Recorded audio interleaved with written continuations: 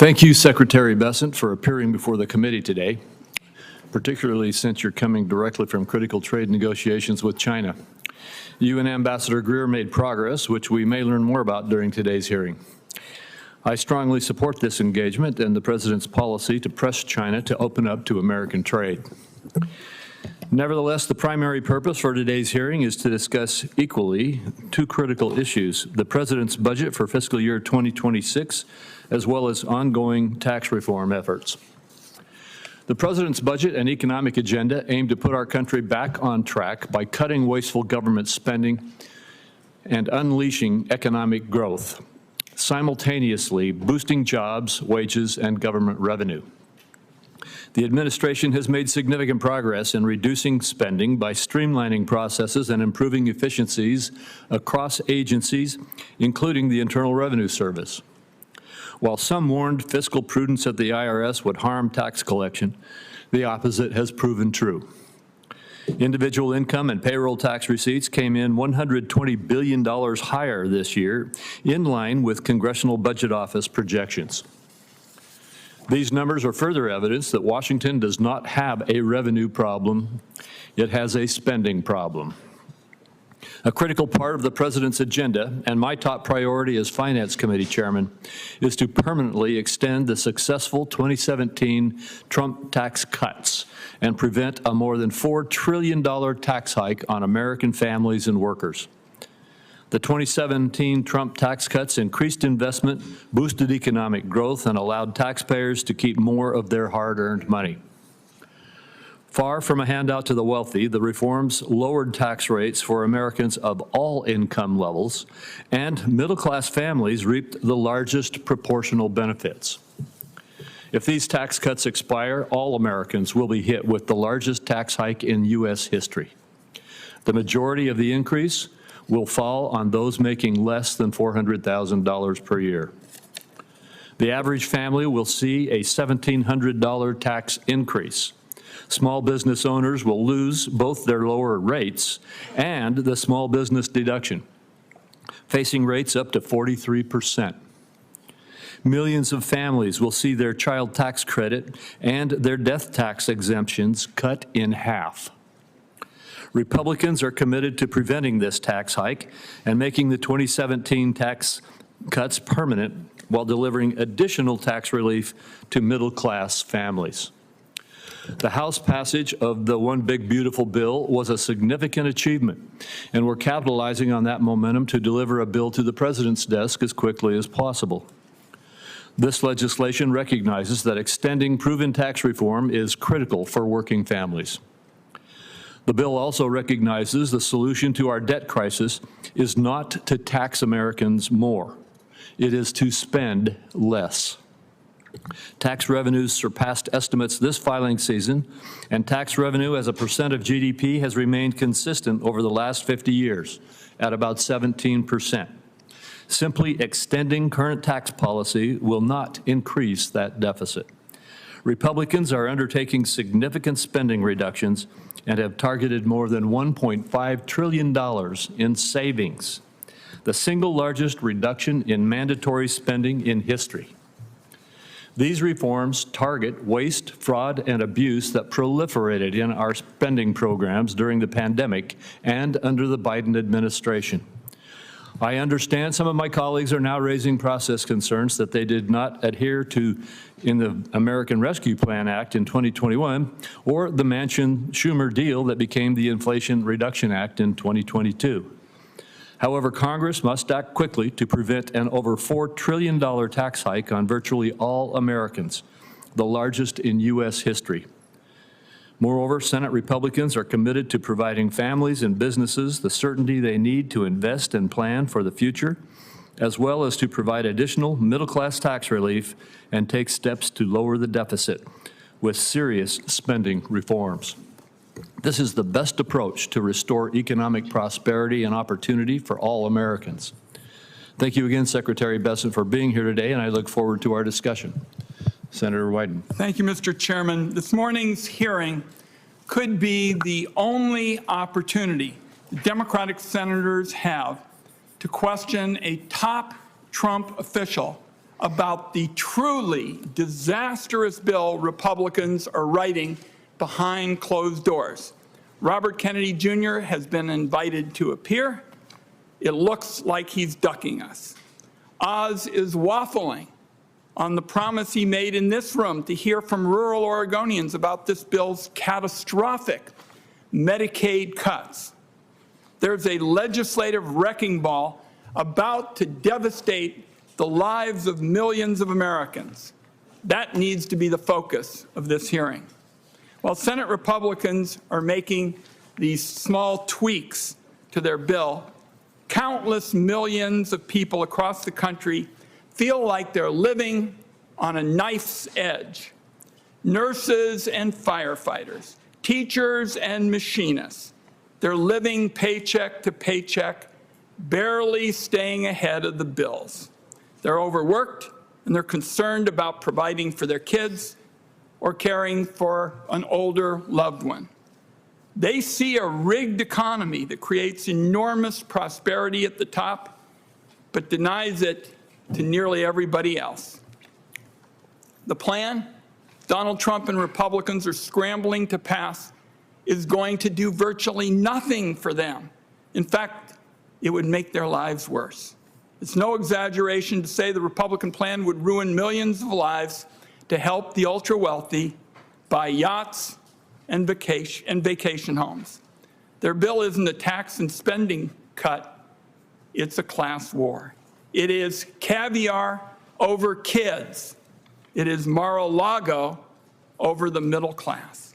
The version that passed the House, the only text we have to go by now since this is all unfolding in secret, includes the largest cuts to health care and food assistance in American history.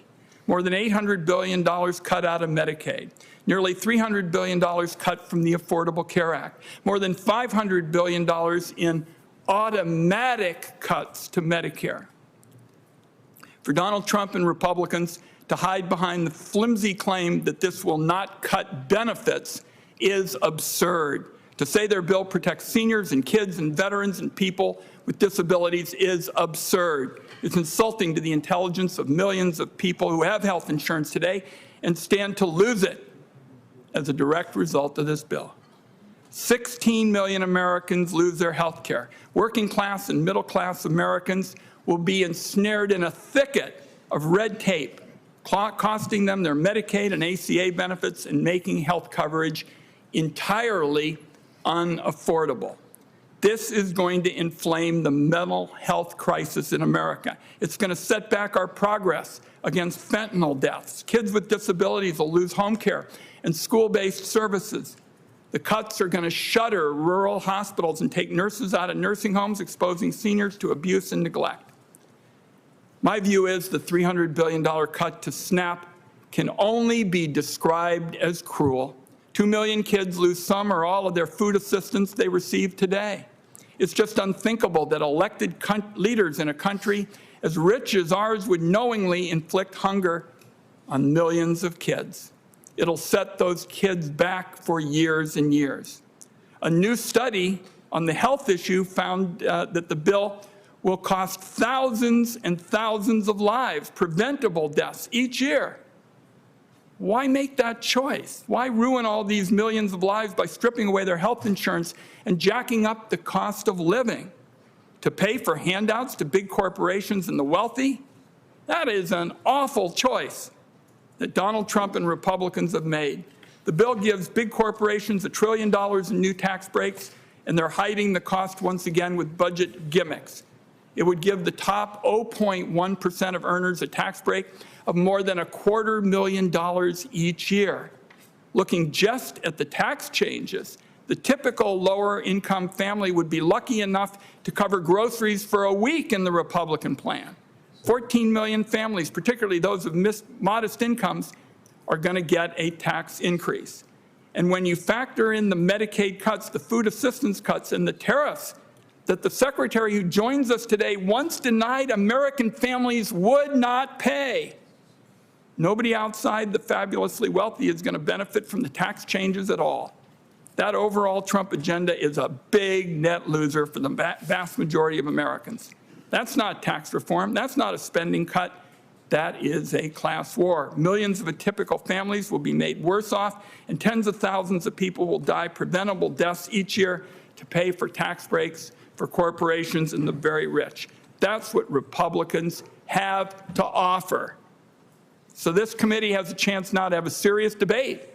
I'm sure there are one or two people in the room who may share a different view than I do. Let's have a serious debate, because this is a watershed moment that's going to change our country for generations to come, and it should not be playing out in secret. And one last point I want to mention, Mr. Chairman, I think there was questions about the process. We are asking for the kind of open markup, the kind of thing we did on clean energy taxes, where we debated in this room and elsewhere for hours and hours in open, and there were lots of amendments. Let's do that for the big issues. We did it on clean energy. Well, before I get to you, Secretary Bessent, I just have to say the markup you're talking about had nothing to do with what went into the reconciliation bill. And the reconciliation bills that were done in the last administration were done exactly through the same process that we are pursuing today. Mr. Chairman, if I could, clean energy is in the reconciliation bill. But not the one we marked up. We had a big debate about it, and essentially it is those issues that Republicans are against, and we debated it in open session. I want to do that. That's what my colleagues want to do. Well, as you can see, Mr. Secretary, there are different points of view up here. We're here to hear from you. We appreciate you being here with us, and you may proceed with your statement. Thank you. Chairman Crapo, Ranking Member Wyden, and members of the committee, I'm grateful to join you here today. Treasury is committed to working with Congress to improve our nation's finances, create new jobs, and strengthen the economy.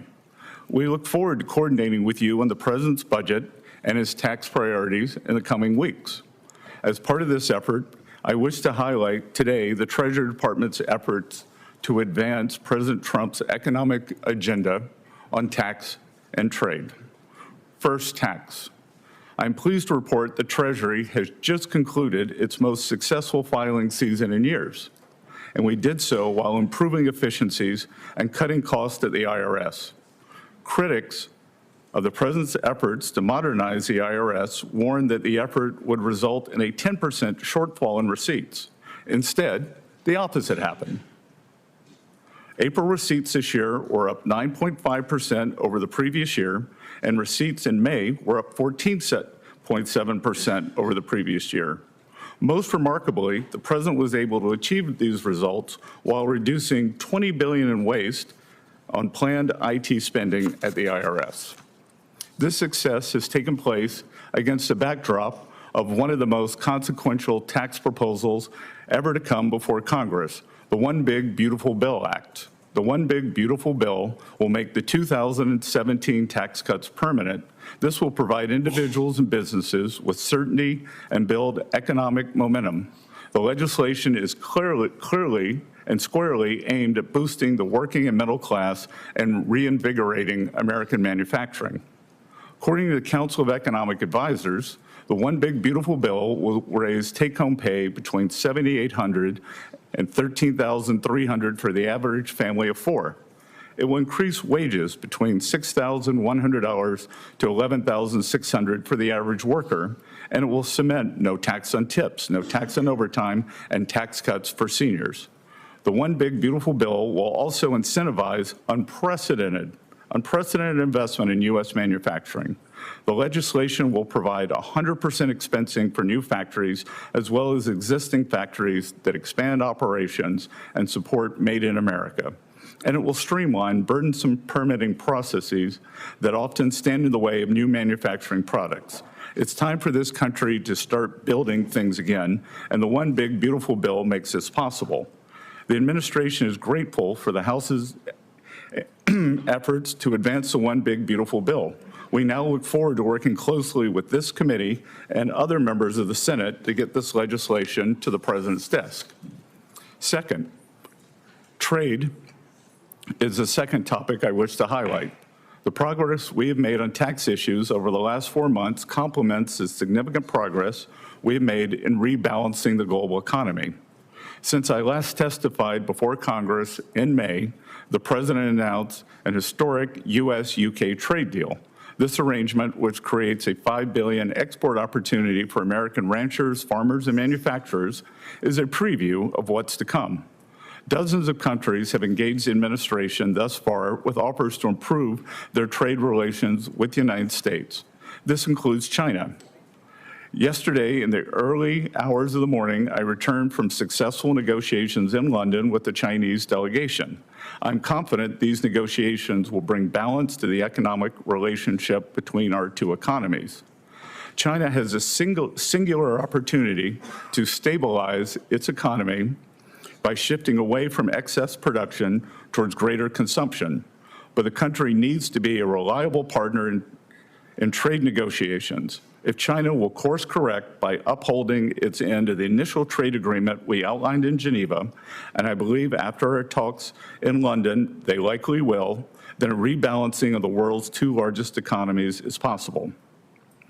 I would also like to thank His Majesty's government for arranging the use of the magnificent Lancaster House as a meeting venue for the United States and Chinese delegations to help stabilize our trade. By challenging the decades-old status quo on tax and trade, President Trump is bringing new life into the American economy. More than 500,000 private sector payroll jobs have been added since January. Most importantly, inflation in the U.S. is at its slowest pace since 2021 on decelerating cost increases for shelter, food, and energy. After 4 years of price increases diminishing the U.S. standard of living, inflation is showing substantial improvement due to the administration's policies. Furthermore, the labor market remains strong with low unemployment and plentiful labor demand as job openings remain high. The strength has been exemplified in the recent performance of the stock market. And I'd like to respond to the ranking member's charges of the distributional aspects of the One Big Beautiful Bill.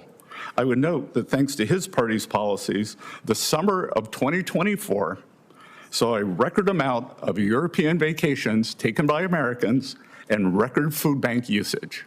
That's what their policies did. The president's bold leadership on these issues has laid the foundation for a golden age economy. With your help, we can build on that foundation to create even greater prosperity and abundance for the American people. We'll hope you will join us in this endeavor. Thank you. Thank you, Mr. Secretary. And I'll start out with questions. Before I make a question, I'd like to just say it is refreshing to hear you talk about the fact that the United States is finally back in the game of trade negotiations.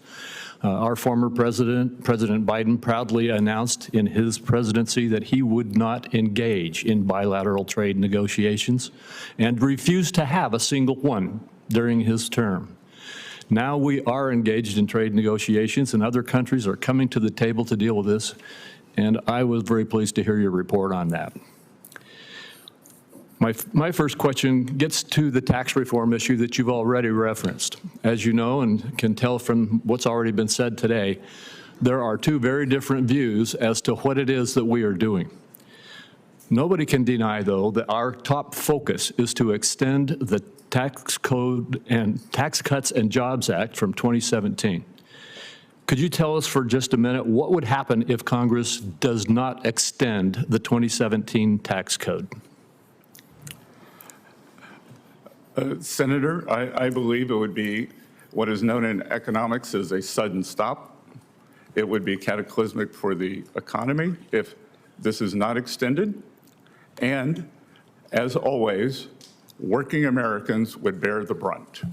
There would be job losses, economic losses in markets, a substantial increase in our budget deficit due to a decrease in tax revenues, and it is unthinkable what would happen.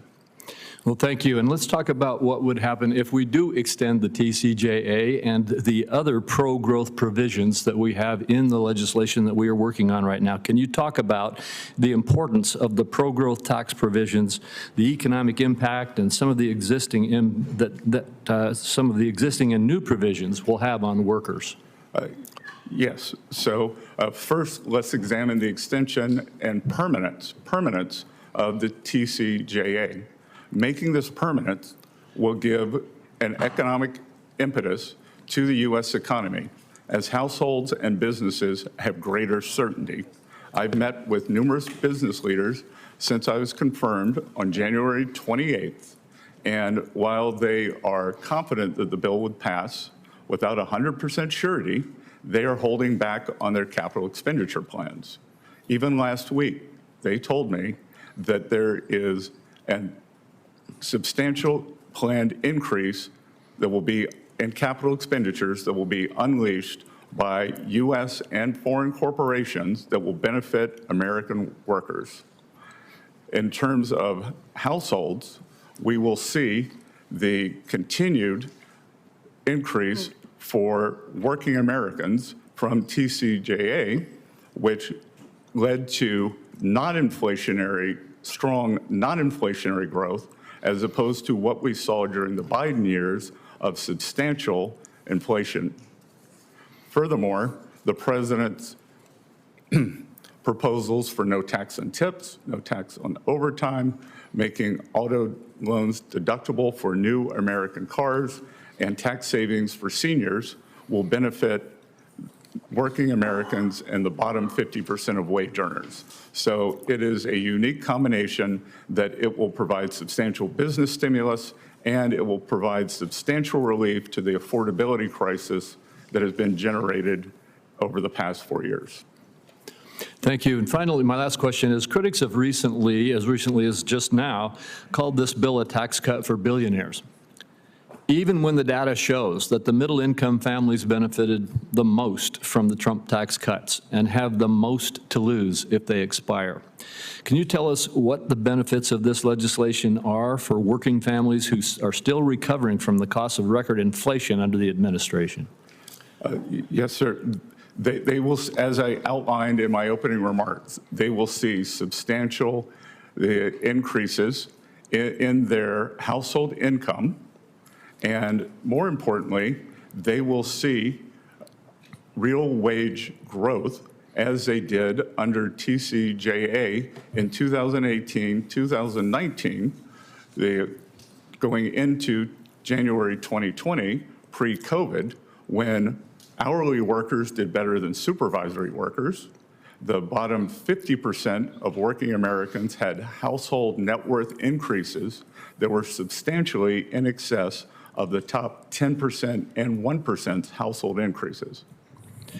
And you may not have this data at your fingertips, but my recollection is that at that time, as a result of the TCJA, the lower and middle income families had a higher percentage rate of income growth than did the wealthy. Do you have that statistic at your? I don't have it here, but that's captured in what I said, where hourly workers did better than supervisory workers. So the benefits inured to the bottom 50% of wage earners. Right, much greater than the top 10%. All right. Thank you very much. Senator Wyden. Thank you, Mr. Chairman. So, Mr. Secretary, around here we use the Joint Committee on Taxation to analyze key legislation. And they took a look at the House bill, the bill that you and the administration are in favor of. And the Joint Committee on Taxation found that under the House bill, high earners who bring in several $million a year will get tax breaks of $250,000. This comes from the people that we asked to do the analysis. So if we got to make choices, who are you with? Are you with those high earners that the Joint Committee on Taxation found? Or do you think it's more important that 2 million hungry kids in America have enough to eat? Senator, I think you're playing a game of semantics here. You're using absolute. Well, why don't you just answer the question?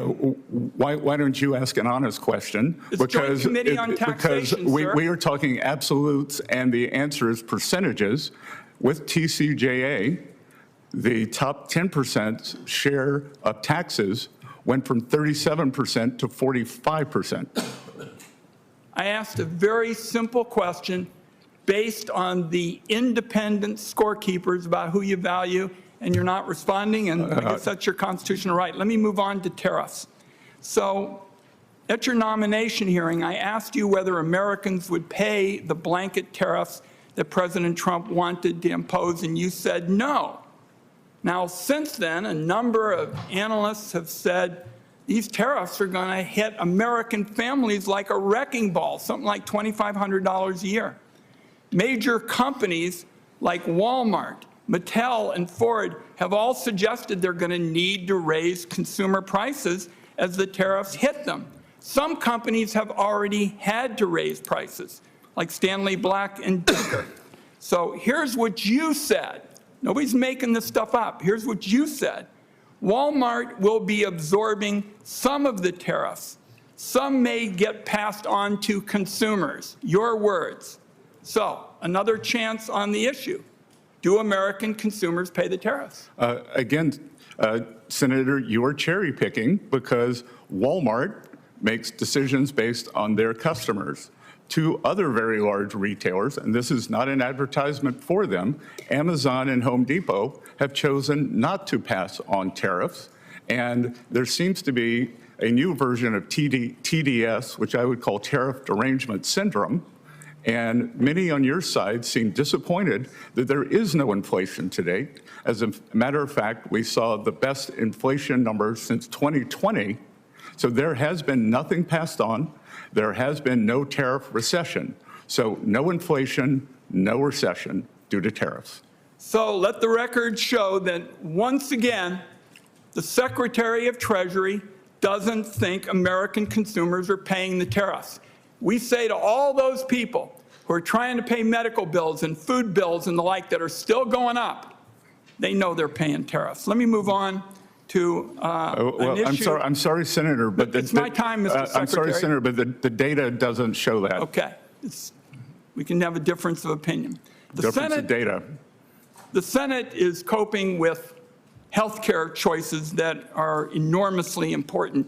Just as a matter of your thinking, what do you think is the largest employer in rural America? Sorry? What do you think is the largest employer in rural America? The largest single employer? No, the sector. The largest industry? The sector, yes. I would assume it would be agriculture. It is rural health care. And it is why all of us up here disagree so strongly with what this administration is doing. And the tax bill is going to accelerate the closure of rural hospitals, people who basically are the key to surviving in rural life. And our colleagues, Senator Markey, Senator Merkley, Senator Schumer, are going to release new data that hundreds of rural hospitals across the country stand to lose under the Republican reconciliation bill, which apparently you guys don't know is going to clobber the big economic engine in rural America.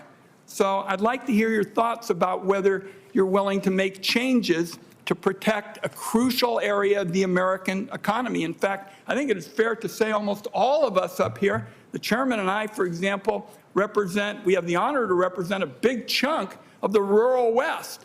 And I want to know if you're willing to make changes so that we can protect the economic survival of these rural communities, which means their hospitals. We are quite satisfied with the health care portion of this and the adjustments to Medicaid. I would just say to colleagues, my time is up.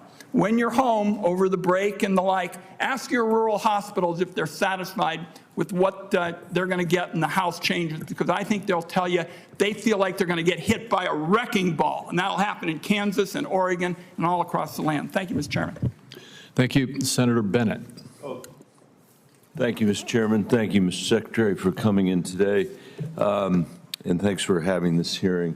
Secretary Bessent, the last time you were here, I asked you about your emphasis on domestic discretionary funding in your opening statement. You had stated, quote, "We must adjust federal domestic discretionary spending to get our fiscal house in order while striking an urgent tone on our growing deficit." I mentioned to you then that domestic discretionary spending is only 15% of our budget. And I think if you were serious about deficit reduction, you might not push for tax cuts that almost certainly could not be offset by discretionary adjustments alone. And now, of course, we know you can't. Today, we actually have the details of your plan. Take health care from 10 million Americans, 126,000 Coloradans. Cut nutrition assistance for millions of adults. Sunset clean energy investments that are so critical to the American West. Give over 40% of the tax benefits of this bill to the top 5%. And it's not even close to being paid for. Even my colleagues on the Republican side, who for years and years and years have claimed to be the fiscally responsible party, now are admitting that it's not paid for. This bill adds another $2.4 trillion to our national debt. It will push the deficit to GDP ratio up to 7%, which you said when you were here before was unsustainable, far from the 3% target that you described. If you look at your proposals taken together, there is no getting around the fact.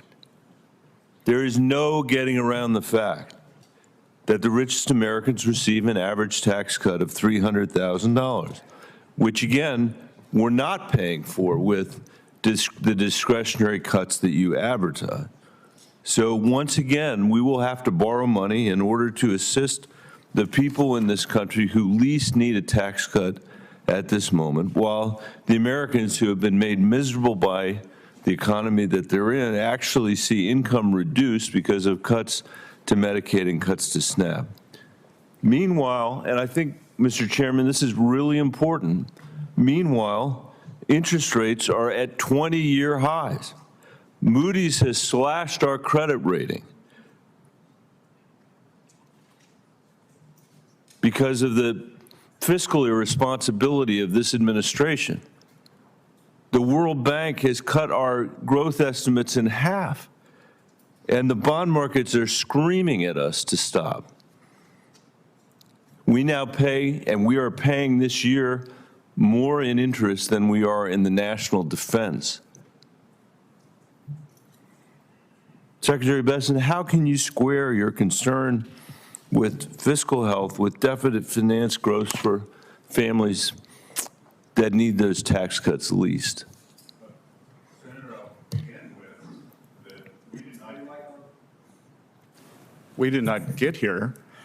We inherited this fiscal situation that I believe. Well, you inherited from Donald Trump, who was here. You did, Mr. Bessent. No, yes, sir. you did, Mr. Bessent. Sir. You inherited from Donald Trump.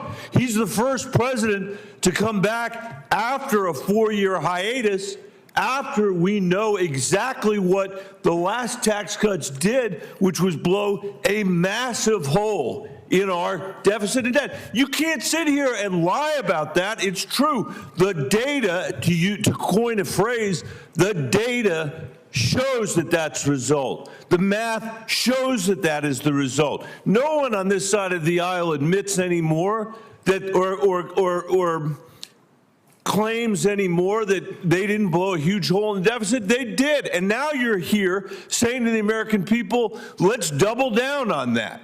We're going to give tax cuts for the wealthy. We are going to give tax cuts again to the wealthiest people in America, and we are going to finance it on the backs of the sons and daughters of teachers and firefighters and police officers all over this country because we can't pay for it. Because the Treasury Secretary discovered somehow that domestic discretionary spending is only 15% of the budget, and therefore you can't balance it there. Well, sir, we had a referendum on November 5th. You certainly did. I agree with policies. Your side lost. I agree with that. And a higher decibel and level. I'm a rare Democrat who doesn't blame Donald Trump for winning. I'm sad he won. I don't blame him for winning. But don't come here. In your statements, go ahead. They have veracity. Go ahead, Mr. Secretary.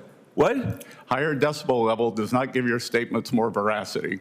My statements are true, if that's the word, if that's what you mean by veracity. My statements are true. You blew a massive hole in the deficit when your predecessor was sitting here under Donald Trump. And so the question is, can't we think of something better to do with the money than this debt, than drive up interest rates by borrowing money from our kids so the richest people in America can get a tax cut when they don't need it? That is the reality of your plan. Well, sir, actually, the high interest rates were achieved during the Biden administration in October of 2023, and we have not touched those rates since then.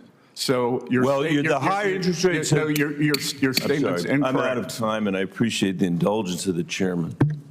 Thank you. Senator Grassley.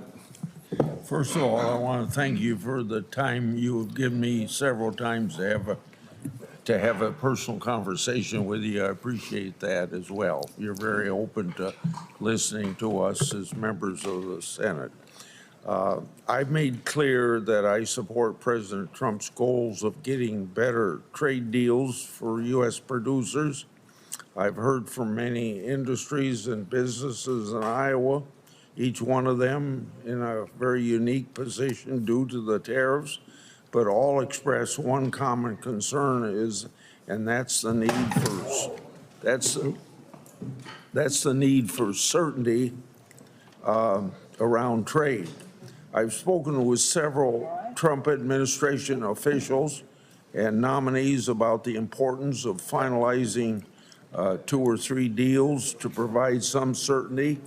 So would you agree that trade deals need some certainty and that at the same time provide fair market access for U.S. goods, would benefit the economy and provide much needed markets? Yes, sir. And as I have said, Senator Grassley, there are 18 important trading partners, and definitionally, our largest trading partners also constitute our largest trade deficit. So we are moving deliberately. We are trying to decrease uncertainty, but not at the expense of a generational opportunity to do trade deals to make up for 40 years of bad trade policy. When these countries come to us with their trade offers, some of them have made very good offers, and I look at the list of their tariffs, their non-tariff trade barriers, the potential currency manipulation, and the subsidies of industry and labor. I agree with President Trump. I don't blame these countries for getting away with what they could. I blame the preceding governments that let them get away with it. So we are moving as quickly as we can to get the best deals that we can, and I think we will see more deals coming very quickly. Yeah. Just not a reaction to what you said, but a supplement to what you said. I think the sooner we could announce 1 or 2 or 3 agreements would notify to the country that you're on the right track. I don't question that you're on the right track, but I think the public needs, sooner they can get that message, the better the economy would be. Now, I want to go to something that is of an interest to farmers, and I know you have said several times your interest in agriculture. The Senate Finance Committee has been working on what will soon be 45Z Clean Fuels Production Tax Credit. Implementing this credit properly is important for the biofuels industry and especially for farmers. The Biden administration failed to meaningfully address 45Z regulations. They put some out for comment, but not much beyond that. But the regulations it released for the 40B Sustainable Aviation Fuel Credit demonstrated that Treasury officials in that administration knew nothing about farming. Prior to issuing rules governing 45Z, we need everybody in the Trump administration to take the time to learn a thing or two about farming, how farming works.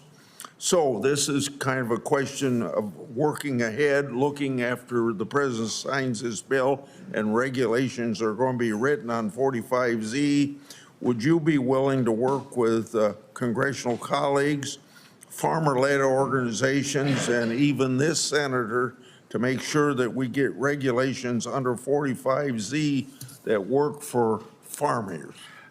Senator, as I had my initial meetings back in January with both yourself and Senator Marshall, you both brought up 45Z. And as I mentioned, I go home and do my homework, so I'm familiar with it. I look forward to working with your office and making sure that it is implemented in the most robust way, but that it does not allow for foreign actors to have a backdoor into the program. Okay, thank you very much. A little bit, probably getting back to the conversation you just had with the senator from Colorado, the 2017 tax law provided tax relief across all incomes with a focus on the middle class. Just as important, the law included pro-growth reforms to incentivize business investment, boosting production, and leading to higher wages. A study published by the National Bureau of Economic Research found in 2017 the law boosted investment 20%. What will making the 2017 tax law permanent mean in terms of economic growth, job creation, and wage growth? That's got to be my last question. Senator, I believe that the full expensing was one of the most powerful aspects of TCJA, and that has tapered since over the past few years. I believe that going back to 100% expensing for equipment, and what we have added to the bill that I think will be very powerful is the full expensing of factory structures. So not only do we want to make the U.S. the best place to do business in terms of energy dominance, in terms of regulation, we are also going to increase the after-tax return on capital, which will allow companies to thrive here, hire more American workers for good wages. Thank you. Thank you. Senator Lankford. Mr. Chairman, thank you. Secretary, thank you for the work you're doing. I want to just make a quick comment on the full expensing piece that you just mentioned. That's something I've worked on now for several years to get us to full expensing. That is fair tax policy to say to folks if they're buying more equipment, if they're adding it in, if they're investing in their workers and more productivity, that should be able to not have to be depreciated out over years, that should be taken care of that year on it. So I appreciate your comments on that. I do want to switch subjects a little bit and talk a little bit about sanctions. Last year under the Biden administration, best we can tell, the Iranian regime sold about $90 billion in oil. $90 billion. That funded Hamas, that funded Hezbollah, that funded the Houthis, that continued to be able to equip the Russians with Iranian weapons to be able to attack the Ukrainians. This administration has been pretty clear on trying to be more aggressive on Iran because of their nuclear program. We've had a report come out just in the last 24 hours, the International Atomic Energy Agency, saying that Iran has about 900 pounds now of highly enriched uranium, and they seem to be not slowing down at all in their nuclear weapons program. What is your plan at this point for preventing Iran from advancing economically until they stop their nuclear weapons program? So, Senator, since I arrived in the Treasury building, we have implemented a maximum pressure strategy on Iran, and more importantly, those who trade with them. We have taken many unique steps towards sanctioning, could be something that had never been done before, refiners in China, private companies called teapot refiners. We are also looking to sanction the owners of the refiners and their families if they have property in the U.S. or Western Europe. Just this morning, before coming here, I signed 2 more Iranian sanctioned orders. So we are exercising maximum pressure. We are trying to track down their so-called shadow fleet, because what happens with sanctions, when you put on sanctions, you create a new market elsewhere. Right. So each time we make a move, they try to subvert it. Our allies in the Middle East, during my trip with the president there, I had substantial discussions with their finance ministries and central banks, and they have been very helpful in making sure that there is no leakage through other Middle Eastern banks, trading companies, or financial entities into the Iranian regime. Yeah. Well, thanks for doing that. You and I, when we first met, we talked a lot about sanctions and that authority. It has great impact if you use it wisely. And thanks for wise use of that. I was in the Middle East 2 weeks ago. In fact, the week after you were in the Middle East, I met with multiple heads of states throughout the entire region. And what I heard over and over again was that they brought out was, please tell President Trump and the Treasury, thank you for relieving sanctions on Syria. That's smart usage of that. Assad is gone, where we put the sanctions on Assad. They kept saying, thank you for giving Syria a chance to be able to form a new government, not under the sanctions of the old government that is now gone. So I appreciate your smart use of sanctions there and the engagement of what President Trump chose to do on that. One other question about sanctions. You've started aggressively putting sanctions on individuals and family members that are connected to these violent Mexican cartels that are trafficking drugs, that are murdering Mexicans, that are leading to the death of Americans in the way they're pushing drugs into our country. You started engaging in that in a way that has not been done in the past to put pressure on these criminal organizations, which we've now listed as foreign terrorist organizations. Tell me a little bit about that and what the plan is now. Yes, Senator. So by designating these Mexican cartels as FTOs, foreign terrorist organizations, it gives us much more sanctions authority to go after them and their accomplices, both extraterritorially and to look for them in the U.S. financial system.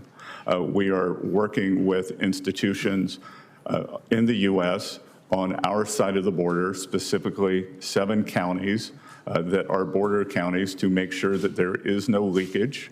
And we are constantly sanctioning and examining what is going on with the cartels led by the Sinaloa cartel. This fentanyl crisis, the precursor drugs come from overseas. They are made in Mexico, and they are brought into the U.S. And just imagine if there were a terrorist organization that was killing 100 or 200,000 Americans a year. How would we respond to that? Because this is what's happening. These are terrorists. Yeah. Thank you. Thank you, Senator Whitehouse. Thanks very much, Chairman. Mr. Secretary, thank you for being here. I don't know if you remember, but when we first met, I gave your staff a fat binder full of economic warnings of what was going to take place if climate change weren't mitigated. And you indicated that you had actually read the Economist magazine cover article, which at least in its current version now says, as its headline, homeowners face a $25 trillion bill from climate change. To be clear, that's a global effect, not just in the U.S. Since then, a number of other things have happened, starting on the day we met, when the International Financial Stability Board put out a warning report to the world's banking system that this climate change problem was coming at them, both in terms of reduced mortgage revenues if the mortgage markets collapse when insurance is no longer available due to climate risk, and in terms of loan-to-value ratios going south when home values fall because the property is no longer mortgageable because it's no longer insurable. So that warning has come out, and I would commend it to you and your team to have an honest look at it. Then First Street, which studies flood risk, came out with a report suggesting that we had a $1.4 trillion hit to U.S. home values looming, again, as a result of the same cascade that was originally, I think, best originally presented by the chief economist for Freddie Mac, who said when climate risk gets uninsurable, then mortgages become unavailable and property values crash. And his prediction was that would cascade into a 2008-style recession. That original warning was based on coastal property value risk. Now, of course, we have wildfire-adjacent property value risk that could be a similar catalyst. So I would also urge your team to look at that First Street report and evaluate it. Also, since then, Chairman Powell of the Federal Reserve came to the Banking Committee and testified that 10 to 15 years, there'd be whole regions of the country in which mortgages were no longer available because of this insurance/mortgage problem. Allianz, as I think you probably know, is, I think, the biggest insurer in the world, trillion-dollar company with enormous stakes in getting stuff right in the insurance world. And one of their board members wrote an article that I would also commend to you and your team, highlighting the danger to the very insurance model from climate risk, highlighting the danger to the real estate model from failure in the insurance model, and also predicting damage in the financial system, both from the cascade of insurance to mortgage to values to the financial system, but also because a great number of transactions in the financial system are held together by an insurance component that would no longer be available. And I would commend that piece to your attention. And most recently, Fitch has just warned of danger to mortgage-backed bonds and municipal bonds coming from this climate risk, where the mortgages lose. We saw before 2008 what happens when mortgages lose their value because the underlying property isn't worth it. Then it was because they'd faked the value of the underlying property. Now it's because natural causes are knocking down the value of those properties irrecoverably in the case of, for instance, sea level rise.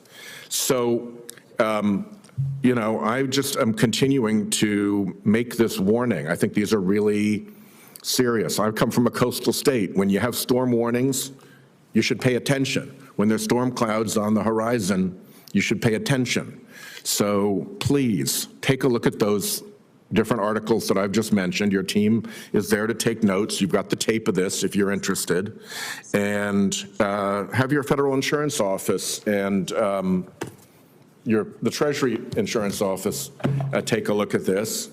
And if you think that this is all wrong, if you think that climate change isn't real or is a hoax, if you think that it's not having an effect in insurance markets, if you think that that doesn't affect mortgage markets or that the unavailability of a mortgage doesn't damage the value of a middle-class home or that regional hits to real estate values aren't going to cause recession, then I'd like to have that argument, that conversation with you. But if you agree with me that those things are all both true and predicted, then I think we have to prepare.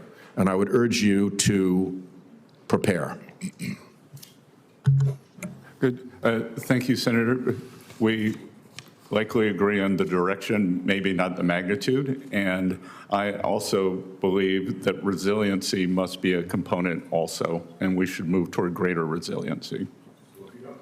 If you don't mind, when your team have had a look at those 5 articles that I mentioned, and you've got somebody who's on point on this issue, I'd like to have the opportunity to have a conversation with them. I'd be happy to, and we have frequent interactions with the 50 state insurance regulators as part of the Financial Stability Oversight Council.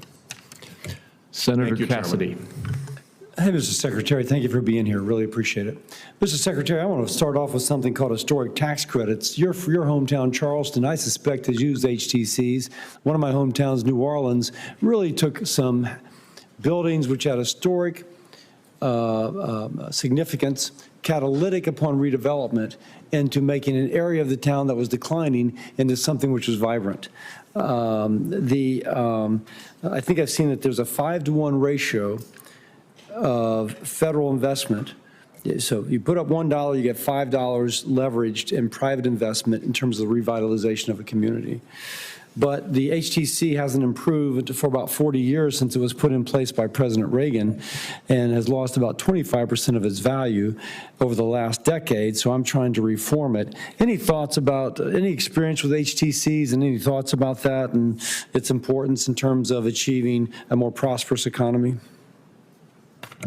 Sir, I have seen, since my childhood, Charleston go from a small coastal town to the #1 tourist attraction in America, or destination, for I think a record 10 years by travel magazines. So I agree with you, and my team would be happy to work with you on technical assistance for modifications and how to make this better and increase that multiplier effect. Sounds great. From your lips to the chairman's ears. Now, on 45V, hydrogen credits, Louisiana has about $42 billion in hydrogen-related investments due to the 45V credit. But the Biden administration kind of messed us over, in the sense they said you can't take natural gas and make it into so-called blue hydrogen by coupling it with carbon capture sequestration. And so this is just a request. If Congress maintains the 45V credit, can I ask you to commit to working with our office to address the kind of negative treatment that the previous administration did upon blue hydrogen, and something which industry really wants and is using in a variety of ways? We would be happy to work with your office on that, Senator. Thank you. You may be familiar with the next from South Carolina, but there are some multi-generational forest landowners, and they will have a tree near the end of its life cycle of growing, ready to be chopped, maximal value, and then a hurricane goes through, a flooding event goes through, forest fire, you name it, and they lose the accumulated value of 20 years. Their insurance doesn't cover the accumulated value. It covers the initial value way back when. And so it's not really the way to insure a product. We have Senate Bill 1141, the Disaster Reforestation Act, which we're hoping can correct this oversight. So as we face both wildfire and hurricane season, my request to you again is if you can help us get the technical assistance, advance this, and otherwise, if we can get it through Congress, help implement. Senator, I'm unfamiliar with that bill, but it makes sense that embedded gains should be insured, so my team will be happy to work with you. Thank you very much. One thing I've been very interested in is, and a different tact, is how our federal agencies are using computers, oftentimes with the computer language COBOL. I studied COBOL in 1979 at LSU. And the federal government's still using it. Like the federal government's the only industry that's still using COBOL. And contracts are let, and 3 years later, the company which gets the contract has not fulfilled its contract. The people who tell me they know what they're doing, and I believe this, say, listen, let a contract say 6 months, you got to be up and running, because that's how you guarantee results from somebody who's previously done it. Can you give us an update on the kind of technical update occurring within Treasury? Senator, I learned COBOL in 1980 in college also, and I will tell you that these tech updates are both shocking in their efficiency, but more shocking in the waste that has gone into them. The Treasury /IRS systems, mainly the IRS, began a tech update in 1990 that has cost upward, we may be approaching $50 billion, $3.5 billion per year is spent, and there is no end in sight. We are working diligently to have that system off of COBOL and into a workable, modern programming language by the end of this administration. Praise God. Thank you, sir. Senator Warner. Thank you, Mr. Chairman. Mr. Secretary, always good to see you. Thank you for your service and your busy travel schedule. You know, if it's me, I'm going to raise an issue that I share with a lot of folks on this committee, but particularly my friend, the chair, around CDFIs. You know, Senator Crapo, who is the co-chair of the CDFI caucus, you know, broadly bipartisan. We got 28 senators, equal number of Ds and Rs. You know, this should be a no-brainer, and I appreciate in private and in these testimonies that you've reaffirmed the values of CDFIs. So I was more than a little bit surprised, since we get an 8-to-1 leverage off of every federal dollar that goes into this public-private partnership, when the administration's fiscal year 26 budget seeks to cut the CDFI programs by over 50%, number one. And at the same time, the Department, Treasury, seems to be slow walking the deployment of the existing 25 funds, since 75% of them have not been, of the appropriated funds have been actually obligated and spent out. So first question is, should be a really easy no-brainer. Can you go ahead and commit, yes or no, that the administration will follow the law and go ahead and obligate the unspent 75% of the fiscal year 25 CDFI funds? Senator, this is the first I heard of it. I will commit to having an answer to you. Well, I would just say, listen, I have great respect for you, as we know. It's against the law to withhold appropriated funds. You've been supportive of this. I'll even, if we need to, I can get the chairman to nudge you a little bit as well. But, you know, it is concerning to me that 75% of the funds. Senator, this is the first I've heard of it. I get it. I've consistently stated that. No, you've been great. So let me just go to we will have an answer to you by the beginning of next week. Okay. And Senator Warner's right, that's my next question if I had one. So. Thank you. So let's go to the 26 fiscal year budget, where you're cutting CDFI fund by over 50%. And I guess I don't get it. These are 8-to-1 leverage funds. Every federal dollar get a great leverage return in the private sector. You know, there was a review by which was fine, of CDFI and how they were going or not was going. And, you know, your department has affirmed to both Senator Crapo and myself and all of our colleagues that the CDFI fund programs are statutorily sound.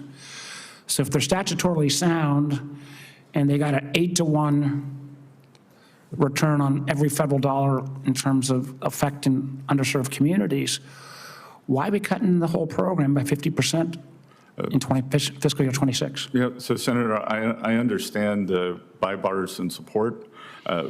We have created a new $100 million award program for rural communities. So I hope using that, we can rebuild the seed. Well, I would ask you to take a look, because I know about the rural program, and I support rural CDFIs, but there are suburban needs, there are urban needs, and I just really think, and I know you support what Senator Crapo and I and others do, this 8-to-1 leverage. I hope you will go back and take a fresh look at that. I think this is one of the areas where there is huge bipartisan support, and we ought to not walk away, and I'm grateful for your willingness to take a look at that as well.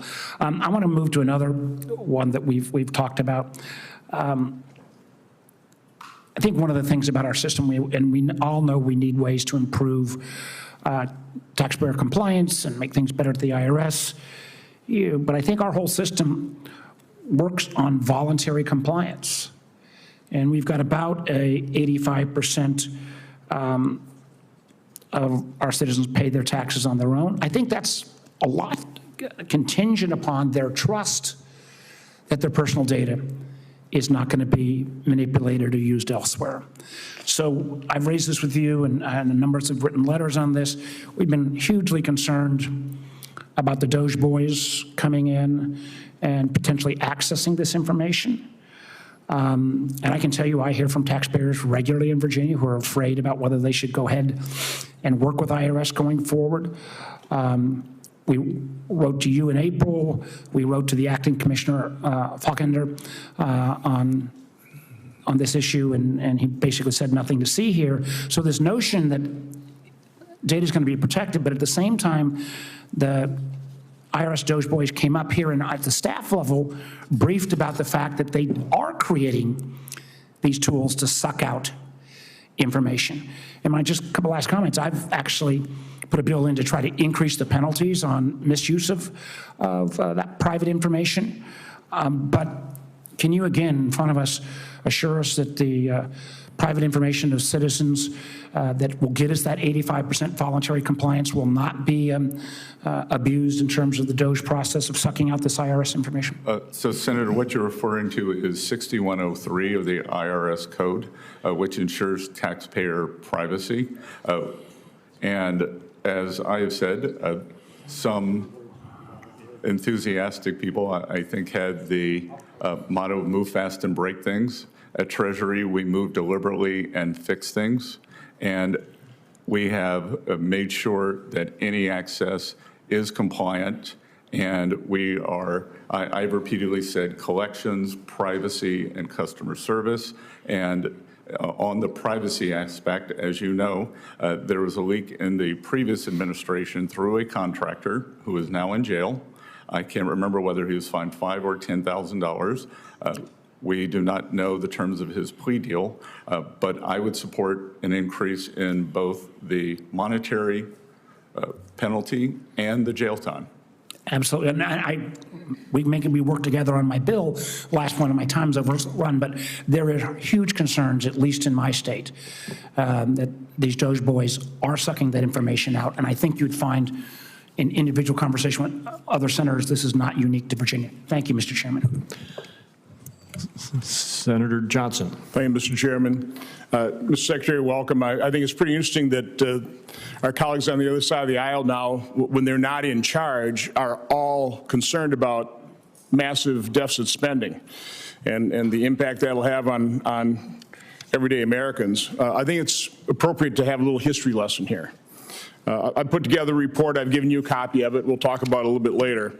But, it shows, I didn't have time to really blow these charts up, but the impact is so dramatic, so glaring, I can just do it in a little 8 by 11-inch piece of paper here. This shows that under President Bush, his 8 years, he averaged $250 billion a year deficits. Then President Obama came into office with filibuster-proof majority, and they blew the lid off of that. For the next 4 years, we averaged deficits of $1.27 trillion. First time we ever had a deficit over $1 trillion. That sparked the Tea Party movement. I'm part of that, and actually put some restraint on spending and deficits. For the next 7 years, we averaged $661 billion worth of deficits. It's still way too high, but reasonable compared to today. COVID hit. We had a massive bipartisan spending spree, $3.1 trillion deficit. We went from $4.4 trillion of spending to $6.5 trillion. Now, a responsible president, responsible party in power in 2021, as the economy recovered, unemployment came down, would have returned to pre-pandemic levels of spending and deficits. But that's not what happened. Instead, under President Biden and Democrats in charge, they averaged $1.9 trillion worth of deficits. So again, we went from $661 billion in 7 years, COVID, then we've averaged $1.9 trillion in deficit spending over the last 4 years under the Biden administration, Democrat control. And unfortunately, this is the projection, CBO's baseline projection over the next 10 years, another $22 trillion worth of deficits, averaging about $2.2 trillion. That's the problem. And Mr. Secretary, I appreciate in your opening statement in your confirmation hearing, you repeating what the chairman said in his opening statement. We don't have a revenue problem. We have a spending problem. And again, here's the chart that shows that. 4.4 to 6.5. Now, I don't know of an American family, honestly, if they had an illness, had to borrow $50,000, pay medical bills, if that family member got well, they would keep borrowing $50,000 and spend at that level. But that's what Democrats did. We never went back to pre-pandemic levels like our responsible leadership did during World War II. I think this is interesting. We entered World War II spending 11.7% of GDP on federal government, went up to 41%. But by 1948, we were down to 11.4%. They realized you can't continue to spending. You had to get back to a pre-war level. So my question is, I've given you this draft report. I want to release it hopefully next week. I've given this to Kevin Hassett. I would really like your input into this, because these are just the facts. And the facts completely bolster what you said in your confirmation hearing, that we do not have a revenue problem. We have to promote economic growth. It's a primary component of a solution, but we don't have a chance of returning to a balanced budget if we don't return to pre-pandemic levels of spending. And I've laid out a number of options going back to Clinton in 1998, Obama in 2014, President Trump in 2019. Leave Social Security, Medicare, and interest as they are, as you spend, but all their outlays, actual outlays, increase them by population growth and inflation. We literally would have a baseline spending somewhere between $5.5 and $6.5 trillion. And if we actually return to that 6.5 over 10 years, we might get down to something like a $500 billion deficit again with 3% growth. Again, it's all contained in here. I really would appreciate your input, but do you just have a comment on that? And can you give me some assurance you provide me some feedback and input? Senator, I always give you feedback, and thank you for this. And look, as I said, I'm committed to changing the trajectory of this, and there are two ways to do it. There is through spending restraint cuts and through growth. And I think that is a very difficult calculus to achieve. We are trying to navigate that calculus. So as you said, 3% growth will change the trajectory. We must fix spending. But what I have also said is we did not get here overnight. I have gained about 10 pounds since inauguration. I'm not going to cut off my arm to get back to my January 20th weight. I'm going to eat less, exercise more, and that is what we were trying to do with the federal government. Now, you were left with four-year average deficits of $1.9 trillion, spending that now exceeds $7 trillion when just 6 years ago it was $4.4 trillion. So no, you inherited an enormous mess. Not to even mention the open border. But I really do appreciate your effort here. We want to work with you to solve this problem. It's a massive problem. Thank you, Mr. Chairman. Thank you, Senator Hassan. Well, thank you, Mr. Chair and Ranking Member Wyden, and good morning, Mr. Secretary. Thank you for joining us this morning. Secretary Bessent, in your confirmation hearing, I asked you whether any of President Trump's policies would increase costs for families. You said that there is, quote, nothing I can immediately think of, close quote. Mr. Secretary, have costs for new parents increased or decreased under President Trump? I'm not sure how you're defining that, but overall inflation is down for the first time in 3 years. Well, let me provide you with some data then. The answer is that costs have gone up for new parents. As the ranking member of the Joint Economic Committee, I just released a report this morning that shows that costs have gone up nearly 25% for the most popular baby items since Trump's main tariffs were imposed. This includes a price increase of more than $40 for the most popular infant seat on a car seat on Amazon. And Mr. Chair, with unanimous consent, I'd like to enter the JEC minority report into the record. Thank you. Secretary, with his reckless tariffs, the president has imposed a 10% national sales tax on imports into our country. So, Mr. Secretary, do Americans pay tariffs? Senator, thus far, we have seen no price increases due to tariffs. Well, what I just asked you was whether Americans pay the tariffs.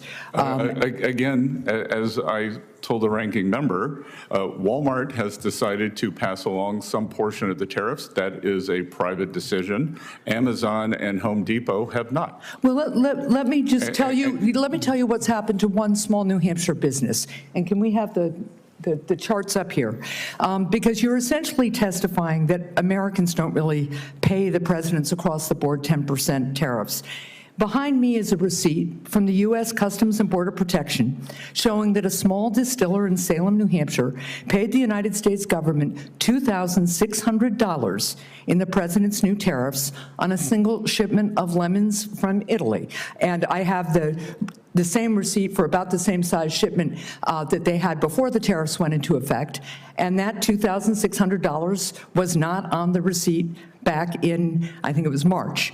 So since you testified that Americans don't pay the president's tariffs, will the Treasury reimburse this New Hampshire small business for these tariffs that they paid to the United States government? Again, Senator, a luxury product from Italy, I think we have to look in the aggregate, and the aggregate is showing us that thus far, contrary to many wishes, that there has been no inflation from tariffs. So first of all, this is a small distiller in Salem, New Hampshire that employs people.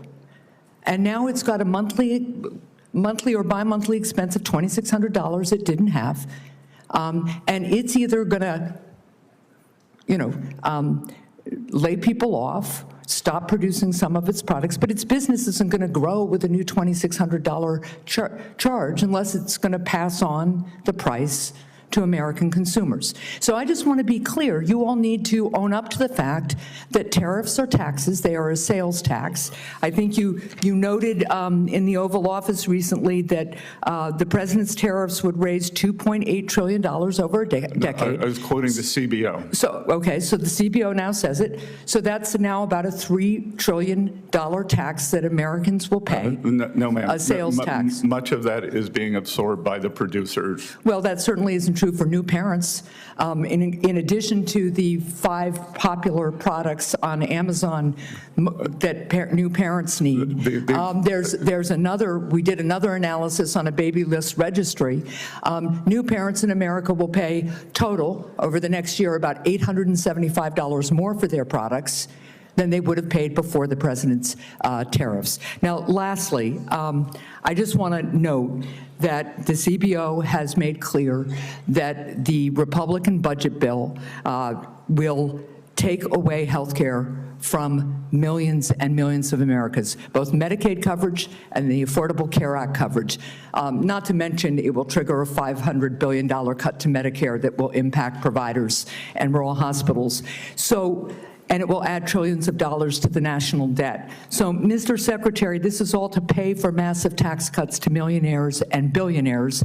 Why, sir, do you need a tax cut at the expense of health care for millions of Americans? Well, I would dispute those numbers. 1.4 million illegal aliens receive Medicaid. But the CBO, first of all, they don't receive federal Medicaid dollars. And secondly, the CBO says without counting that, it's still, I think, 11 or 12 million Americans who are going to have their health care ripped away so that people in your income bracket can get massive tax breaks. I think that's un-American, and I think that's unfair, and I think the American people understand that too. Thank you, Mr. Chair. Mr. Chairman, just 10 seconds. Senator Hassan, thank goodness for bringing tariff receipts. Senator Cantwell. Oh, thank you. Thank you, Mr. Chairman. Good to see you, Secretary Bessent. There was the Wall Street Journal seems to be doing a daily editorial about the president's trade policy. Yesterday or maybe it's today, about the strategy or lack of strategy. So I just wanted to see if I could, thank you. I wanted to see if I could get your thoughts on that in the sense of, do you believe in a rules-based trade regime? I believe that the international economic system has failed the American workers, Senator. And for too long, we have adhered to a system that does not work And I believe in Einstein saying that doing the same thing again and again and expecting a different outcome is the very definition of insanity. Okay, so I'm trying to get a philosophy here, but I think you just gave it to me, so I guess you just gave it to me. I don't understand how we in the United States don't win without saying that we're going to have a rules-based system. I mean, part of how we win is we get more people on our side about the rules and set the rules and then make everybody adhere to them.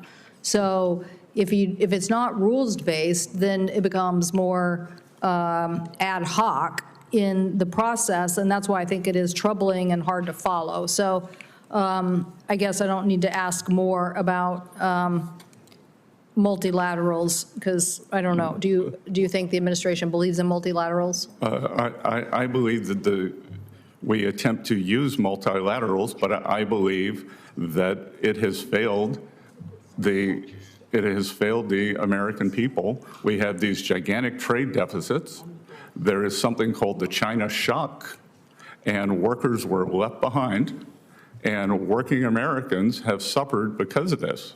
So, here, Senator, as an example, China, the second largest economy in the world, in this multilateral system that you seem to like, is considered a developing country. Under what measure are they a developing country?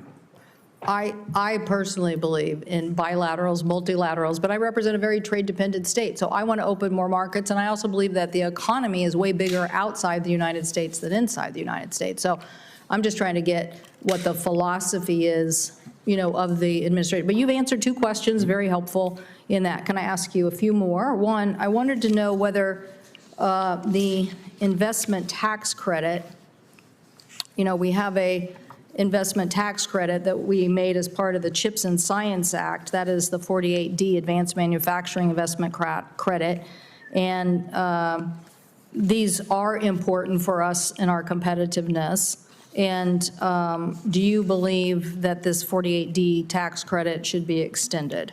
I'm unfamiliar with that. I will get back to you, but I would note that I believe it's substantial that it has not worked. That we well, have, it hasn't been in place very long. Hasn't been in place very long. So part of CHIPS and Science was let's attract this sector in competition to what other countries were doing back to the United States. And so there were investments that did that, but there was also a tax credit to help level the playing field against those other countries to make sure the United States was receiving that investment in the United States. So just if you could. Well, I will get back to you, but I believe that may have also included many bells and whistles that even Secretary Raimondo experienced or expressed great frustration in making this provision work. On the 48D tax credit, do you gentlemen, I think you're both supportive of it. I don't think that's right, is there? This may be the one that Senator Wyden and I got in the bill.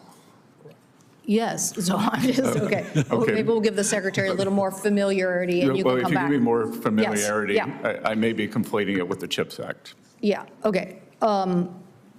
TikTok, next week is the 90 days are up. And clearly China is trying to make this part of the negotiation, but we would like the law to be enforced. We passed it. What is your, where are we with meeting this deadline that was set next week? And what do you think is the, how does this relate to the broader negotiations? I have no visibility into TikTok. I can tell you it was not discussed at the meetings in London. Okay. So we will try to get some information from somebody else in the administration about that. But next Friday, I think, is the deadline, and the Chinese keep seeming to use it as some sort of, so it's good to know that they didn't bring it up. Okay, thank you, Mr. Chairman. Thank you. Senator Blackburn. Thank you, Mr. Chairman. Mr. Secretary, thank you for taking the time to be here today. And I want to say thank you for the outstanding work that you have done on behalf of our nation as you have tried to help with trade negotiations, as you have looked at policy that affects each and every one of us. I do want to talk a little bit about economic growth and tax fairness, tax relief. I think as we look at extending the TCJA, and of course, it's interesting that many people don't realize that this is really a Tax Cut and Jobs Act 2.0 that we are debating and we are getting ready to pass. And we all know the CBO is consistently wrong when they give us numbers. They use static scoring.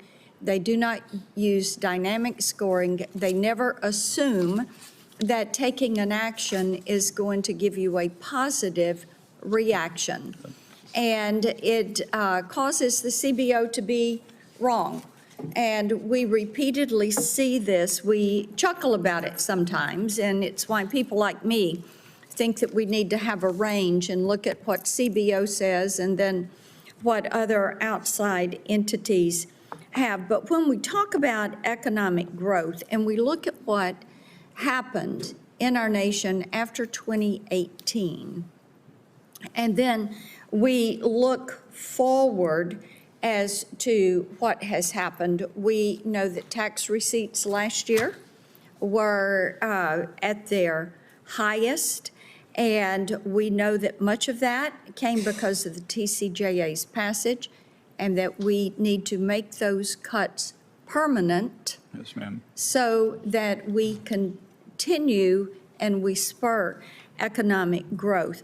But I would like for you just to talk for a moment about, as you look at this and look at permanence, the difference that that will make in giving individuals and mom and pop businesses on main streets in Tennessee. Most of our jobs are small businesses, Well, addressing these pass-throughs. So I'd love for your comment on that. Well, first of all, Senator, I'd like to congratulate you on what I would call the Tennessee economic miracle in terms of, I was recently in Nashville, and it's just all the hallmarks of a boom town with controlled growth, prosperous, the business community, happy citizens, and everyone in the income distribution doing well. Permanence is essential, and when we pass the one big beautiful bill, what will happen here is we will no longer be talking about tax cuts. We will be saying that this is the permanent law of the land. Policy. Just as now, we are not discussing the corporate tax rate. That was made permanent. That has brought home a huge amount of tax revenue from overseas subsidiaries. We no longer see these so-called inversions. I talk to companies almost daily as the CEOs come in to see me, and they tell me that they are paying a much higher percent of their global income in the United States because of the certainty in the corporate tax rate. Once we make these provisions permanent, I believe we can see an acceleration. We will continue to make the United States the best destination for capital to start your business in the country. And importantly, I think that now it will be an opportunity for Main Street, because unlike big corporations, that families, individuals who want to start small businesses will now have great assurity, and we could see a Main Street flourishing thanks to this permanence. And whether it is the increased expensing again, whether it is certainty, because for a Fortune 500 company to make a capital allocation does not threaten their viability. For an individual, for a mother to try to start a business, that she needs to know that she has permanence and certainty, and I think that we can create a whole new age of entrepreneurship. I agree with that. I appreciate your comments about Nashville. One of the things that has helped us in Tennessee is when I was in the state Senate, I led the fight against imposition of a state income tax. And then we made no state income tax permanent by an amendment to our state constitution.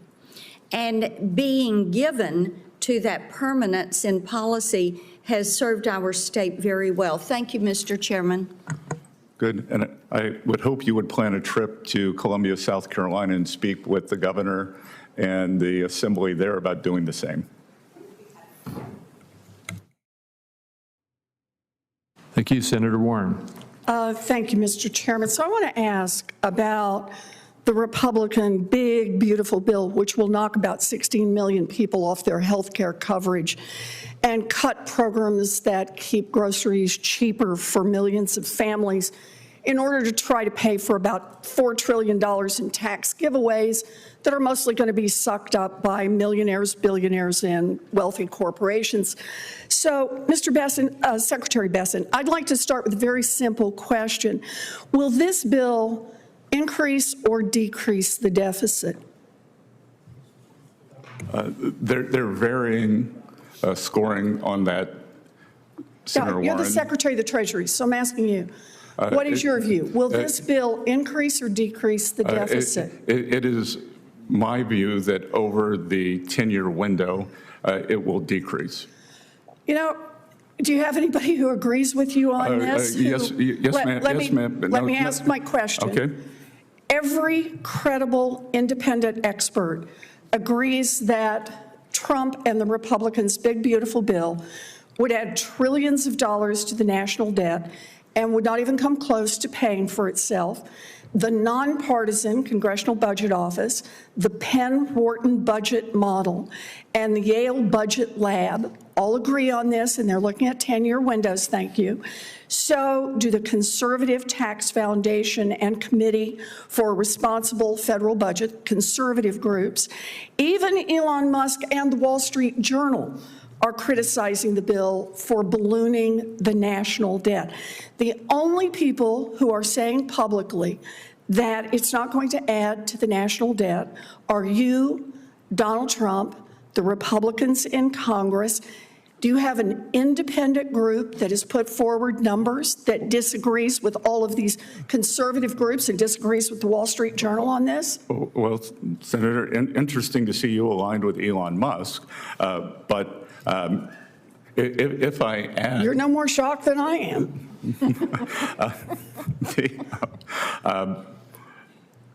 If we want to take the full congressional budget scoring, they predict, and I don't agree with their methodology, they predict a $2.4 trillion deficit.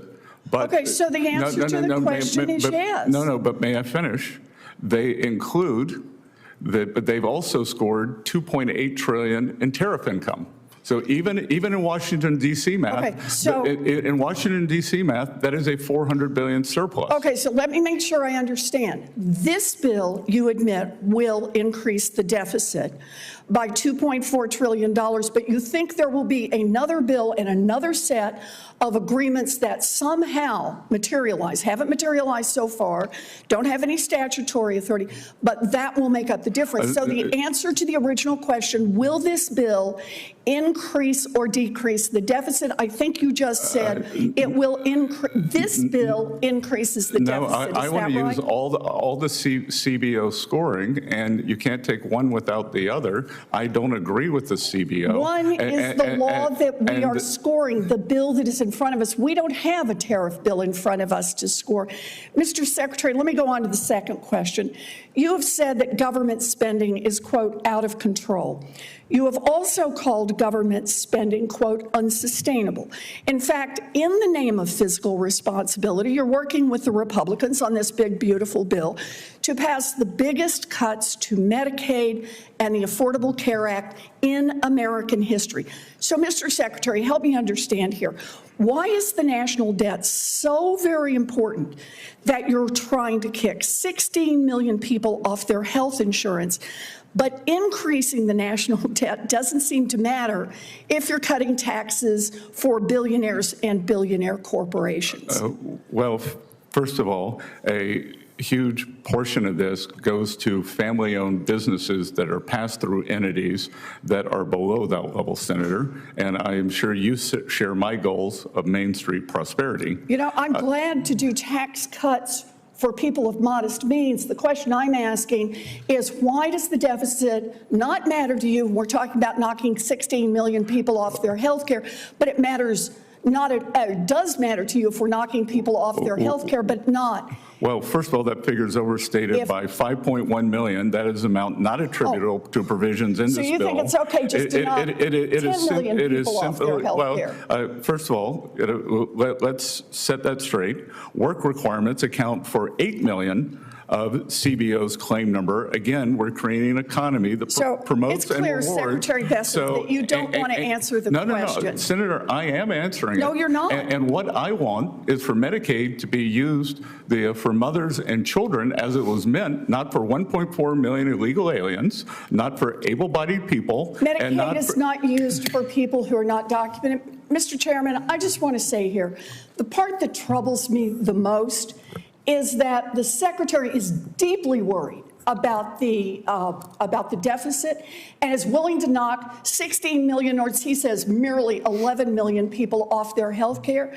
Matters so much, but it doesn't matter so much if you're cutting taxes for billionaires. Then it's okay to run up a big deficit. I think that's wrong. We do have some differences of opinion. However, we also have a time crunch. I'm going to ask the remaining senators, and including any of mine who show up, to stick with the 5 minutes, please.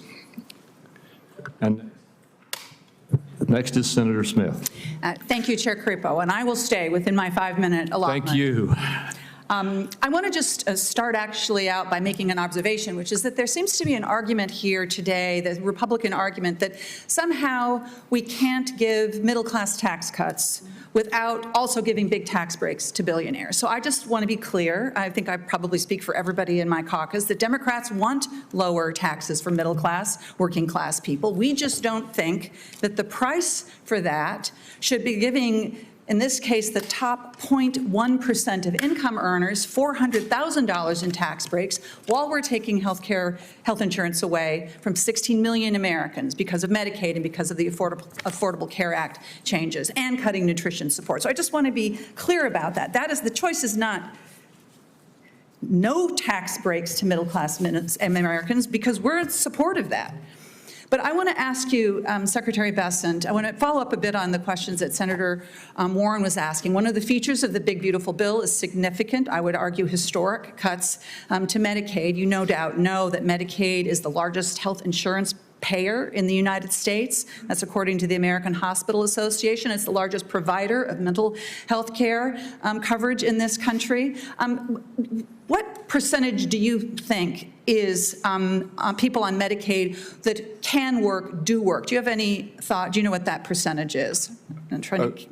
Well, work requirements account for 8 million of the CBO's claim numbers, so they seem to think that 8 million people could come off. So I'll tell you, this is data from the Kaiser Family Foundation in 2023. 92% of Medicaid adults under age 65 are working already. And so what is happening here is the big, beautiful bill is making it so much harder for people to get the health care that they deserve that they just give up. But I want to ask you what impact you think this is going to have on the economy. So you've got health insurance that is taken away from 16 million Americans. My question to you is what happens next? Because, the data shows that when people lose their health insurance, uncompensated care goes up. That's the issue with rural hospitals. Medical debt goes up, people delay care, and they ration their medications, people get sicker.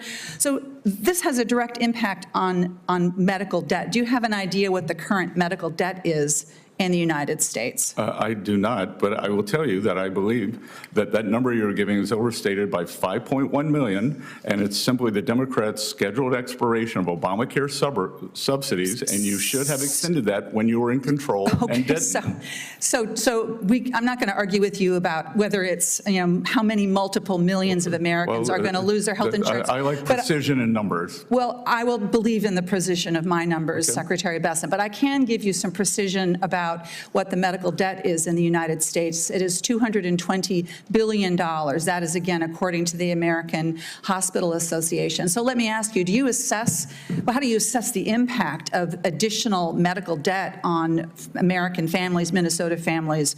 What impact do you think that has? Because it seems to me to be pretty significant. Well, Senator, we are trying to bend the curve on medical cost, and I believe that the medical expenses are out of control. We have seen But you're not controlling medical expenses by taking insurance away from people. You're just shifting the cost to hospitals and individuals and uncompensated care. We are trying to make sure that individuals who can work do, and we are trying to get the program back to the mothers and children it was meant for.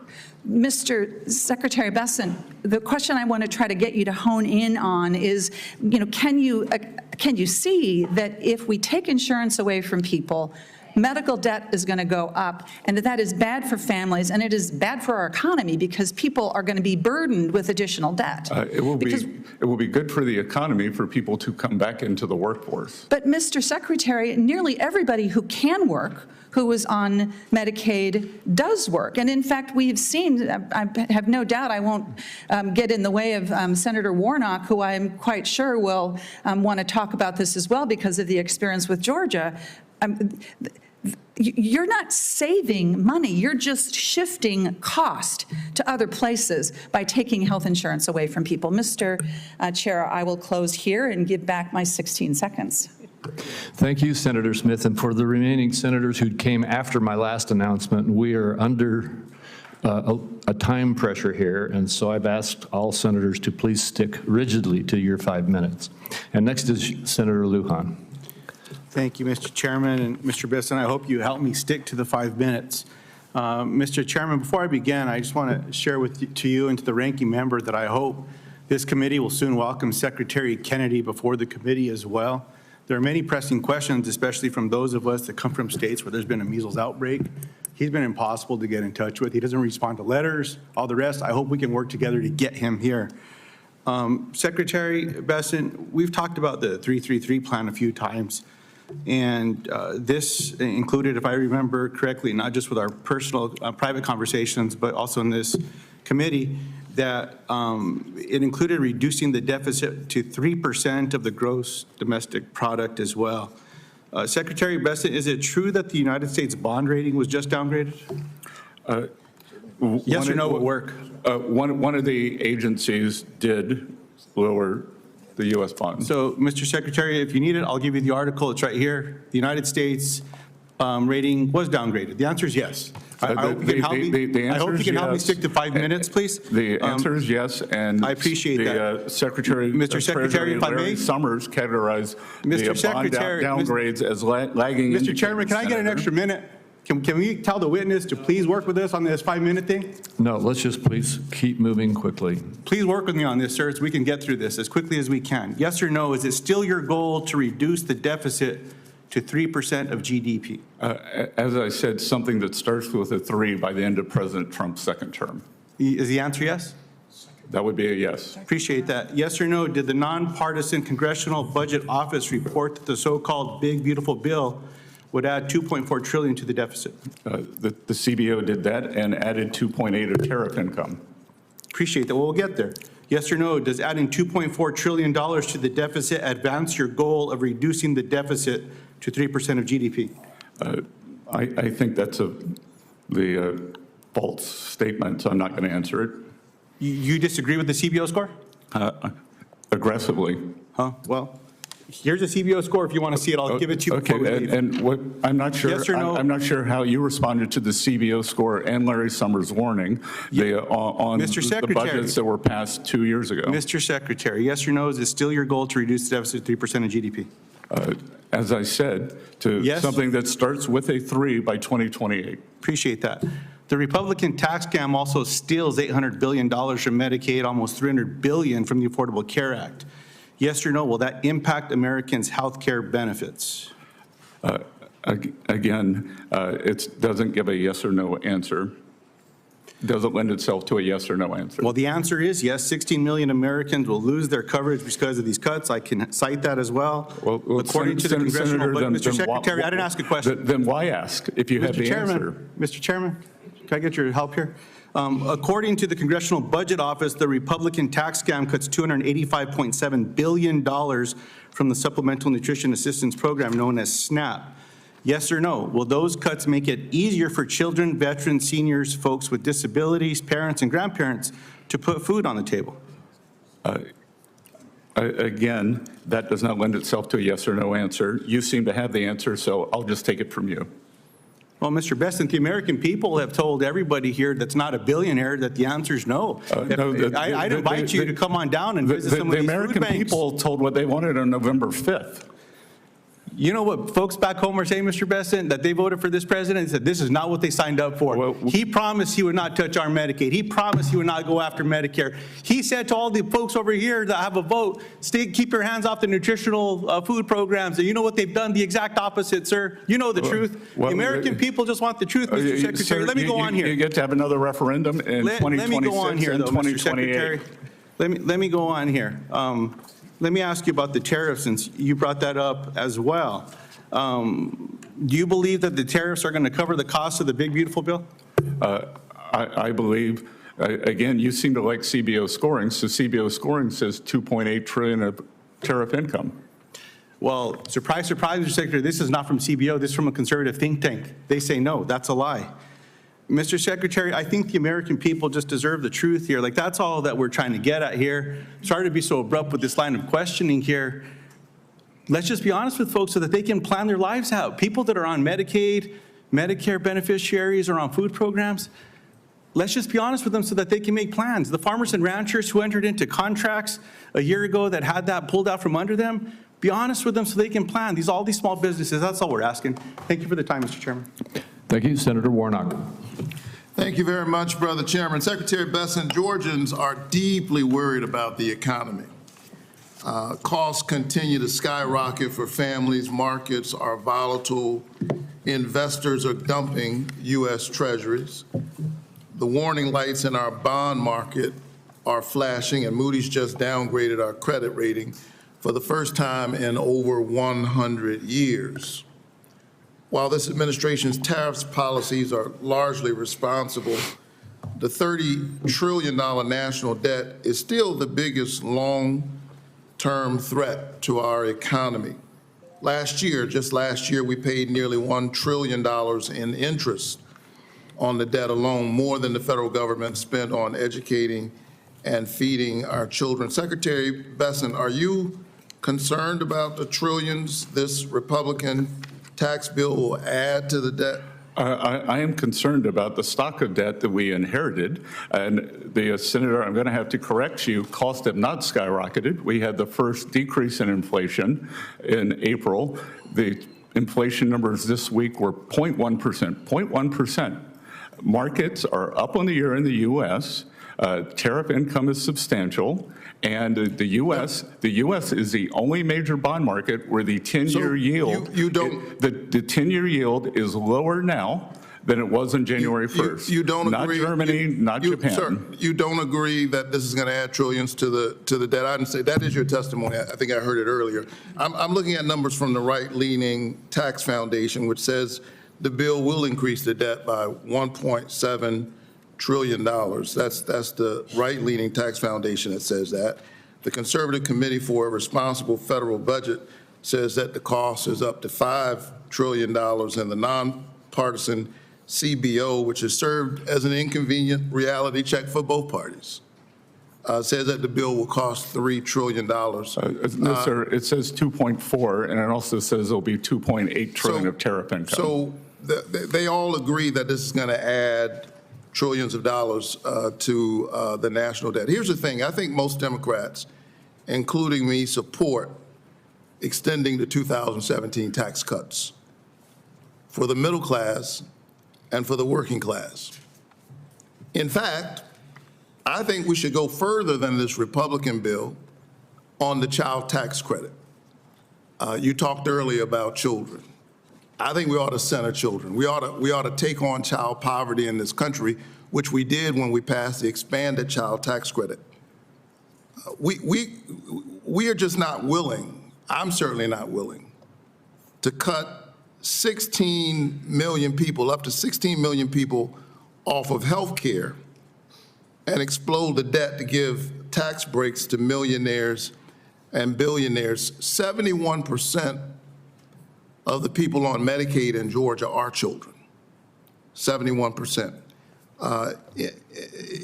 If we extended the tax cut for those making, for everybody except those making over $400,000, we wouldn't have to be kicking all of these people off of health care. We wouldn't have to have these huge cuts. Senator, Let me finish. I will. Well, let me finish. We wouldn't have to cut all of these people off of SNAP. We wouldn't have to cut all of these people off of health care if we would extend the tax cuts for everybody except those making over $400,000 a year. Now, that is what Congress should do, and I think that's what it did when it was extending the Bush tax cuts in 2012. It was a bipartisan deal, reasonable, cut taxes for everybody except the wealthiest Americans. Secretary Bessent, if Republicans fail to pass their big ugly bill, would you be willing to work with Congress on a Plan B bipartisan tax bill, one that extends the Trump tax cuts for everybody but the wealthiest, so that we don't have to kick 16 million people off of health care and take food from hungry children? Well, sir, I believe the bill will pass, and I believe that everything you've talked about decimates small business, and one of the reasons that we have seen Main Street not flourish is the lack of certainty, because the propensity of small business owners make more than $400,000, and they file through the 1099 program, so they could be in the 800 to 1.5 billion range. I want to see small business flourish, not more government dependency, Senator. I think kicking 16 million people off of health care is a drag on the economy. It's a drag on small businesses, and I can quickly tell you that in Georgia, where they're doing this work reporting requirements program, and that's what it is, it's reporting. They're not incentivizing work. They're kicking people off of health care. Most of the costs have gone towards the administration of the program. We got 500,000 people in the health care coverage gap. They covered 7,000 people. I think that's pathetic, and I think we can do better than that. Well, I do too. I think able-bodied people should work. We certainly shouldn't replicate that to the whole country. I think able-bodied people should work. I think the benefit should go to Americans, and as you said, if 75% of the way to help able-bodied people to work is not to take their health care, sir. Thank you so much. I will remind all senators that we're under a time crunch, and I'm asking all senators to stay to their 5 minutes. Senator Welch.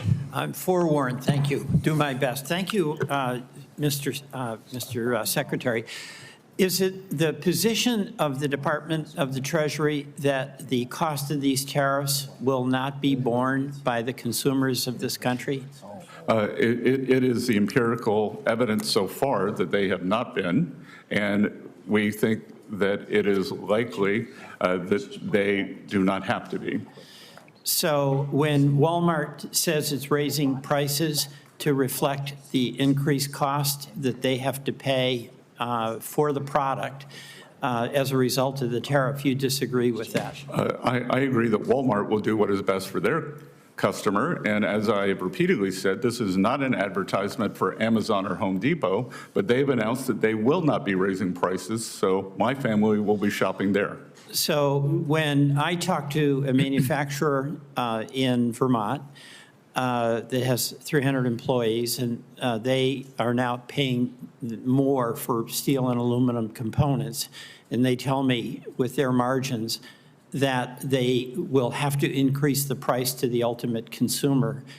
You disagree with that manufacturer from Vermont? I agree that the economy, or believe that the economy is a diverse ecosystem, and for the manufacturer you're talking in Vermont, that there will be price decreases elsewhere, and that I was at a rally in Pittsburgh, and there will be more steel jobs. Well, that's a different issue. I'm talking about who's going to pay the price if there's a 50% increase in the tariff. Senator, thus far, that the critics of the tariffs, first we heard there's going to be a terrible recession and the economic numbers have been robust. And then we heard there's going to be great inflation, and the inflation All right, so numbers let me just overall understand. are 0.1%. Right, but my question, I'm a manufacturer, or I'm a farmer. I'm paying 25% more for fertilizer. My margin is tiny, 3 or 4%. And me, as a farmer producer, have to pay more for my inputs. You're telling me that I have to eat that cost, and I am not going to be absolutely required for my own survival to increase the cost to reflect the tariff that I pay. Senator, I am happy to send you 2 articles, one from the Wall Street Journal, one from a Bloomberg columnist admitting yesterday that he has been surprised by the lack of inflation in the system, and the Wall Street Journal article saying, and this has been my supposition, that the Chinese business model is full of state subsidies. They do not care what they pay. It is a jobs program, so they will eat the tariffs. Well, the farmer, the farmer I'm talking about is buying fertilizer from Canada, not from China. So I'm hearing you, and basically you're saying everything's going to be fine because the folks on whom the tariffs are imposed are going to eat that additional cost and not pass it on to the consumer. That's what I'm hearing you say. Or the fertilizer producer in Canada will eat it to sell to your farmer. And I think it's very... We'll see. I get it. We disagree on that. Yes, but thus far the empirical data is with me. All right. This is sort of pretty hopeful on your part, and I'd say not particularly realistic. Second thing, one of the things that Vermonters are telling me, and everyone from farmers to businesses, is they need some stability and predictability. You'd agree with me that predictability and stability is absolutely essential for the well-being of an enterprise. That's why I'd encourage you to vote for the tax bill and give great stability and predictability for taxes. I'll take that. I'll take that advice under consideration, as they say, Mr. Chairman. But let me ask you this: predictability and predictability.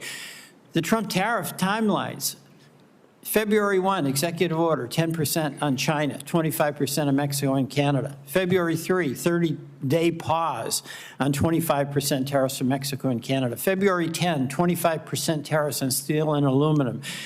March 4, an additional 10% on China, 25% on Mexico and Canada. This goes on and on. 22 different tariffs. And it looks like the president wakes up, kind of checks his mood, and changes the tariff regime. And I've talked to manufacturers where they've had products coming in to a port, and if they arrive on Monday, they're cool. If they arrive on Wednesday, it's going to cost them another $75,000. Just in terms of implementation, 22 different tariffs over the course of a few months. Good. Does that help? I'm mindful. This will be my last question. Yeah, I'm just saying, Senator, if you're familiar with game theory, it's called strategic uncertainty, and it's also called negotiations. 13 days ago, on a Friday, President Trump threatened the EU with 50% tariffs. The EU was not negotiating in good faith. Within 10 hours, we had calls from 5 European leaders and a call with Ursula von der Leyen. So you may call this a flip-flop. I call this a negotiating strategy, and this is the way negotiating strategies work. Vermonters call this pretty painful, and it's a way to run their business. Thank you. Thank you. And again, I'll remind all senators we are under a strict 5-minute time frame for each senator. Senator Daines. Chairman Crapo, thank you. Secretary Bessent, good to have you here today. I can't help but, as I was listening to my colleagues across the dais here, as you reminded them, we sat right in this very room during the Biden administration, and Lawrence Summers was warning about you can't be shoveling trillions of dollars of stimulus spending, unpaid for spending into the economy without being inflationary. Summers called it right. We called it right. They got it wrong. And that same CBO that got it wrong then is getting it wrong right now as it relates to this current battle we're facing on this amazing bill that will stop the largest tax increase in American history and will make some of the largest cuts, true spending cuts to this runaway spending of the federal government in American history. And Secretary Bessent, I want to set the record straight on that and thank you for your leadership as we're moving through this very important process to get this bill on the President's desk by the 4th of July. So thank you. I want to talk a bit and dialogue on the China negotiations. You've been grateful for your leadership working through this tough negotiation right now with China. You've played a very active role in the ongoing trade negotiations. 42% of the world's economy is comprised by what happens in the United States in China, so this is high stakes. I recognize the need to hold China accountable on key agreements. I remember when Senator, now Ambassador Perdue, and I were in Beijing in September of 19 negotiating that phase 1 trade deal with Liu He back then. Thank you for continuing to work with China and holding them accountable to commitments made under President Trump's first administration. Safeguarding American IP, curbing forced tech transfer, ensuring fair access for U.S. farmers and ranchers, addressing unfair tariff and non-tariff barriers are all key priorities to ensure that we do have more fair and balanced trade with China. I want to thank you for the recent de-escalation on tariffs as you reached that Geneva consensus, as well as the President's efforts to bring China to the negotiating table. I truly hope these talks will continue and both sides hold up their end of the bargain. Secretary Bessent, what do you see as the next steps? You're right in the middle of this negotiation to secure a comprehensive deal with China that puts U.S. farmers, U.S. manufacturers, and consumers on a level playing field. That's, in my mind, one of the single most important economic questions of the next few years. Will there be a continued decoupling between the world's two largest economies, or is it possible to rebalance together? Senator, President Trump would like the U.S. economy to rebalance toward greater manufacturing, bring down the trade deficit. The Chinese continue to add manufacturing capacity. Currently, they are 30% of global capacity, up substantially since 2020. Under the cover of COVID, they increased capacity. They are in the midst of a substantial real estate downturn. Some would call it a crisis. They have very low consumer spending, and so they need to rebalance to more consumer spending, address their domestic imbalances, but they cannot do that on the workers of the rest of the world. So if they are willing to be good partners and approach a negotiation where the U.S. brings back manufacturing, precision manufacturing, high-paying jobs, and the Chinese are willing to open their economy to American products, then we could do that together. But there's a lot of wood to chop there, sir. When I was in Beijing in March, I met with Vice Minister Ma. Wang Yi was out of country at the time. I met with Vice Premier He Fang, and then finished my time there, those 48 hours, meeting directly with Premier Li Qiang. One of the issues that we brought up, and President Trump had asked me to push hard on this, was getting the Chinese to stop the shipment of fentanyl precursors into Mexico, as well as some into Canada and even the United States, but the precursors. What are your thoughts, and what are you hearing right now from China in terms of their efforts to stop these precursors, the leading cause of death for 18 to 45-year-old Americans today? Yes. So, Senator, there is a 20% fentanyl tariff on China right now. For the first time, that seems to have gotten their attention. What the senator from Vermont would have called a flip-flop, President Trump calls negotiating leverage. And so for the first time at both the talks in Geneva and the talks in London, they brought someone from the appropriate ministry to address this problem. And it is a real problem. And look, you and I, both have a lot of experience in dealing with the Chinese. You have more on-the-ground experience, but we know when they want their system to do something, it responds. And I believe that if they want to address these precursors as they should, then we will see if we get a serious response, because if they want to address it, they can fix it. Secretary, thank you. Thank you. Senator Marshall. Thank you, Mr. Chairman. Welcome, Mr. Secretary. I don't think anyone can argue with us that this bill will prevent the largest tax cut in American history. No one can argue that.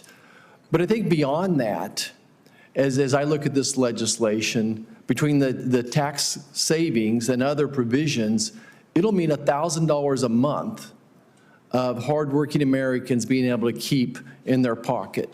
And you mentioned some numbers. When I add them up, a family that's making $50,000, $100,000 a year will, I think, be able to keep $1,000 a month more of their hard-earned money. Can you add some background what you think it means to middle America? Well, let's take the opposite tack, which I don't like to think about, Senator, is what happens if it doesn't pass? Yeah. It's the largest tax hike in history. It could mean a sudden stop in the economy. And as always, working Americans would get hit the hardest. They would lose their jobs. We would see substantial uncertainty in both the consumers and the business. What it does mean is that working families have a chance to cure this affordability crisis, this terrible affordability crisis that was brought upon them the past 4 years by this incredible inflation. So if we think about it, the affordability crisis is two pieces: the accumulated inflation, and that is affordability, and then the ongoing inflation. So thus far, Trump administration, we are getting very benign inflation numbers, and in terms of the accumulated affordability crisis, there are two ways to address that. We are trying to push down costs, whether it's fuel, healthcare, others, but the best way to address the affordability crisis is exactly as you said, for Americans to have higher real after-tax incomes. And that's what this bill does. And ironically, it seems like I saw a figure last month that indeed that's what's happening in this last month or so. The April number of 0.7, 0.8% was outstanding, sir. That's great. You know, I'm reminded of an old saying back home that figures lie and liars figure, and I'm just disheartened by some of the intellectual dishonesty that I hear going on in this room. But I don't think anyone can argue that this bill will prevent the largest tax hike in American history. We're going to cut, I bet, close to $2 trillion. You can't argue about that. We're going to secure the border. The child tax credit, again, taking your situation, it'll actually, we'll lose child tax credit, go from $2,000 to $1,000. And President Trump, 45, we increased from $1,000 to $2,000, now again to $2,500. Republicans leading the charge to increase the child tax credit as well. Go ahead. And Senator, the important thing here, the child tax credit becomes permanent. Oh, wow. $2,500 is permanent. That's good. Let's talk about the importance of growth. You and I have ran businesses. Yours are much bigger than mine. Need to go do a live hit here in a second, but yours are much bigger than mine. But we're used to data coming in, and all your advisors coming in, and the CBO is one of our advisors. There's so many advisors, but you and I are used to sitting there and saying, taking all this information and saying, based upon everything out here, we think this is what's best for this company, in this case, this country. When I look at this, the Trump policy, it spells growth in the economy, growth like we've never seen before. And I just want to give you a moment here to talk about how important growth is. And then absolutely we need to address the spending in this country. There's no doubt we have a spending problem. But the first thing we need is growth. We need to freeze our spending for all practical purposes. Again, recent numbers I think have been pretty good as far as growth of the economy. How is this bill going to impact the growth of the economy of this country? Again, I think the certainty of this will help small and large businesses. I think the 100% expensing is going to be very powerful. As I'm out on the road, companies are telling me that they are holding back on CapEx because President Trump did say in his address to Congress there would be 100% expensing dated back to January 20th, but they can't be 100% sure that this bill is going to pass. Nothing's 100%. Especially in this town until it's done. I'm highly confident, and I think that we could see a CapEx boom here. Great. Thank you, Mr. Chairman. I yield back. Thank you. Senator Young. It's great to see you, Mr. Secretary. I know Good to see you're you quite again, busy. And so I'd like to dive right in and start asking you about tariffs.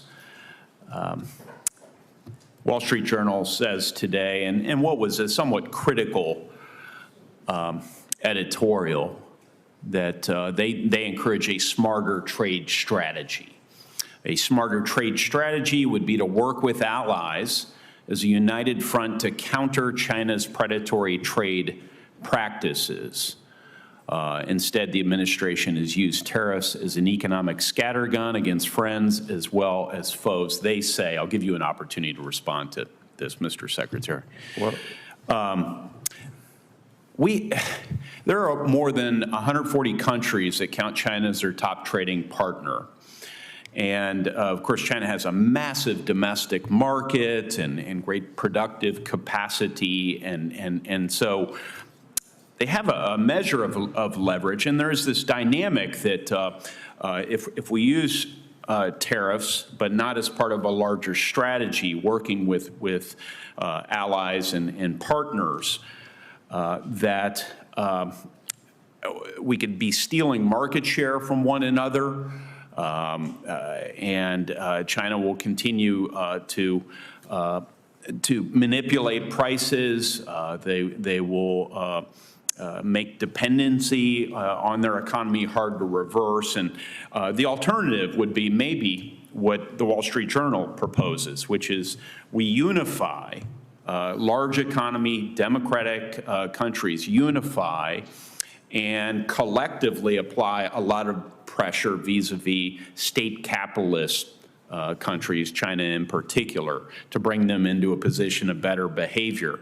I feel like that there's something to be said for the strategy that they encourage.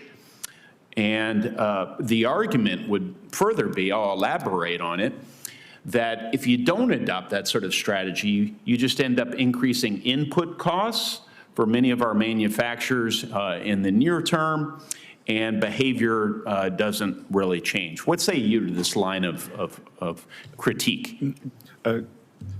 Thank you for this, Senator. Look, I think this is a multi-step process. Our allies have also taken advantage of us. I would say that the EU has been very intractable in negotiations. I had a back and forth with the EU official who said, well, your tariffs are terrible. I said, really? Then why do you have a 10% car tariff on us? And when we look at these things, we have many of our allies, including Canada, is about to enact a retroactive digital tariff, digital service tariffs, because we have the greatest, really the only outside of China internet companies in the world. So they see a big pool of money. So we will deal with our allies. I warned my sister I was going to say this today. My sister and I fight all the time, but we iron it out and then move forward. That we will iron it out with our allies. When we put up the tariff wall on China, yes, I told our allies, especially the Europeans, and the Canadians and the Australians, this merchandise is going somewhere. Get ready for it. Yes. And unfortunately for them, I was right. So Mr. We are using the OECD, which China is not a member Yes. of, and we will see if China can be a reliable partner. So I think it's a two-step. Do trade deal, get the deals, get fair trade with our allies, and then we can worry about China. Yes, yeah, that's exactly it. And then you can worry about China. You just articulated what I think the Wall Street Journal is encouraging. That's frankly what I've been encouraging for a number of months, which is reset trade relations, use the substantial concessions that the president has commendably been able to get from our trading partners, our major non-China trading partners, pocket those, maybe ask for a little bit more, and he's very good at that, reset trade relations, and then go after the big guy in the block. So to use your analogy, when there's a bully outside, get your sisters together and make sure they're with you as we work to bring them into position better behavior. I hope we see more of that moving forward. It's good to know that that's the policy Yes, you're sir. pursuing. And I would say that I was with the president in his trip to the Gulf states, and the President of the United States travels and comes back with substantial investment commitments from Saudi Arabia, from UAE, from Qatar. When the Chinese leader travels, he has to give money out. So the Chinese can only buy friends. The Americans have inbound investment, and we want to keep with this bill to make this the best location. Yes, and we also want to make sure that as we ask for concessions from our friends, that we don't alienate them. This is always a balance, right? So they'll continue to come with bags of money and invest in the United States, knowing that it's not only financial incentives that drive them to invest in the U.S. and partner with us. I'm already a minute past my time. It's funny how this happens. Thank you for indulging me, Chairman. And you're in deep trouble. Yeah. Senator Cortez Masto. Thank you, Mr. Chairman. Mr. Secretary, there's no doubt we've had this conversation. Your fiscal policy is quite unconventional. And time will tell, history will tell whether you were right or wrong about it. Let me ask you this. Do you think the administration's tariff policy is an efficient way to generate revenue for the United States? I think that it has several features. One, it is an efficient revenue generator. Two, it can rebalance decades of trade problems. And was it your intent to impose those tariffs to counter the $2.4 trillion deficit that the reconciliation bill would impose? Well, I don't agree with the 2.4 trillion number. Was it your intent to raise the tariffs to counter whatever deficit the reconciliation had to pay for? The intention, part of the intention with the tariffs has always been to raise revenues. Right. But you keep, as my colleagues are talking to you, you keep countering the 2.4 deficit with the 2.8, saying that there is going to be a deficit. So they're not related, or they are related. Your colleagues have a fixation on CBO, and I'm just trying to. Listen. I don't want to get an argument with you. I'm just using your own words. I'm not here to argue with you. I'm just trying to understand what you're saying. So it doesn't matter. They're not related. Sorry, they're coincident, not causal. Okay. Perfect. That's all I needed from you. Let me ask you this. Do you think that tariffs are taxes? Sorry? Do you think tariffs are taxes? No. No, they're not. No.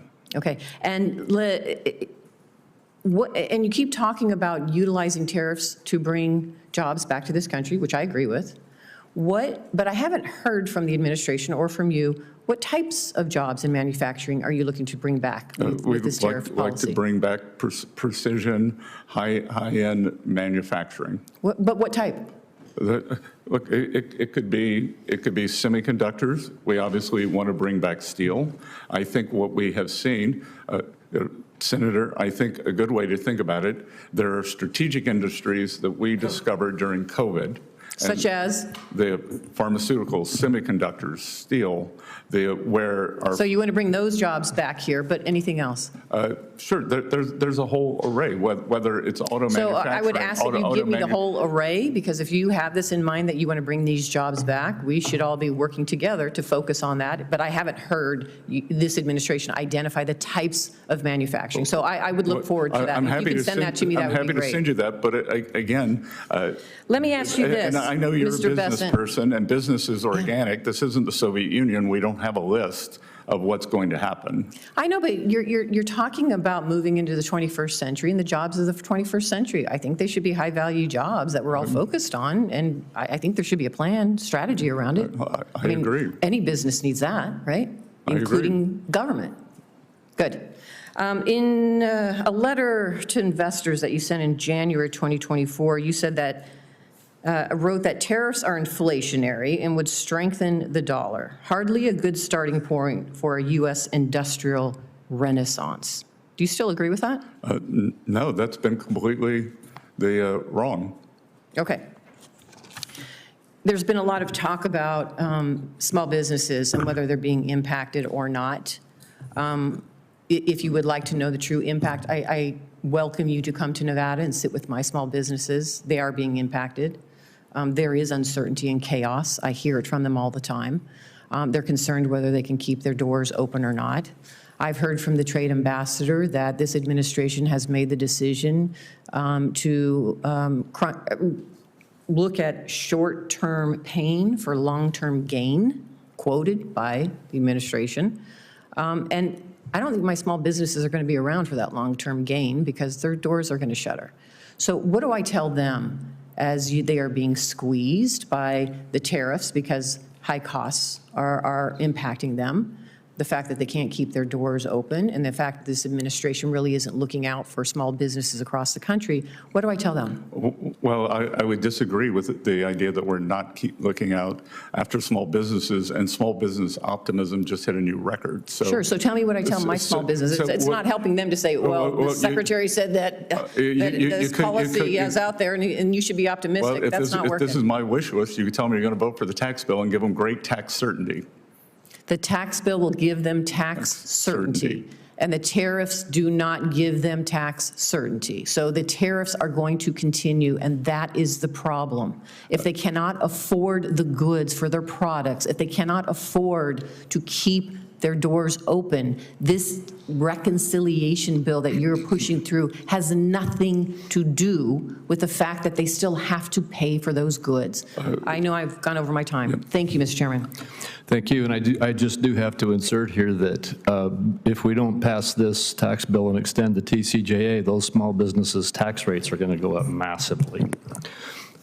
I understand that, Mr. Chairman, but we also have to recognize they're also going to lose access to their health care, and their health care costs are going to go up as well. Well, we'll argue on that one. Senator Sanders. Thanks, Mr. Chairman. Thanks, Mr. Bessent, for being here. Help me out here. My understanding is the Trump administration has, I think, 13 billionaires in office right now, leading government agencies. Is that about right, do you think? I have no idea, Senator. I think that's what the number is. Do you think it's a coincidence, given the large number of billionaires in the Trump administration, that this particular piece of legislation would provide $235 billion in tax breaks to the top 0.2% by expanding the exemptions in the estate tax? Senator, I will tell you that when the 2017 Tax Cuts and Jobs Act passed, my tax rate went up. Well, I don't know your exact situation, but I can tell you. Tell me about how many people do you think are in the top 0.2%? Sorry? Number of people in the top 0.2% who would benefit from this particular $235 billion tax break. Well, the top, I know the top 10% is right. now paying 7%. That's not the question. The total my question is, why do you think at a time of unprecedented income and wealth inequality, when people like yourself economically have never, ever had it so good, why do you think it's a good idea to cut Medicaid for low-income and working-class people by $700 billion, to give $235 billion in tax breaks to the very, very, very richest people in this country, perhaps a few hundred families? Please justify that and tell me about that. Well, Senator, I don't know, but the Democrats had the trifecta, and there was no tax increase or wealth tax on billionaires. You choose. I'm not talking about a tax. You chose not to do that. Mr. Bessent, I am not talking about a wealth tax. Explain. A few hundred of the wealthiest families in this country, $235 billion tax break. Explain to the American people why you think that's a great idea. I think that this will increase small businesses substantially. That most small businesses, they are... Has zero to do, come on, you're smarter than that. This is the top 0.2%. This is not a mom and pop store. These are multi-billionaires, and the savings go to their kids after they pass away. This is nothing more than a gift to billionaires in this country. Well, sir, that's just not correct, because the top 10% paid a bigger share of taxes after TCJA. I'm talking about one provision in this. I don't want to argue with you about taxes in general. One provision, few hundred families, $235 billion in tax breaks. You can't justify that because morally it is totally unjustifiable. Let me ask you another question.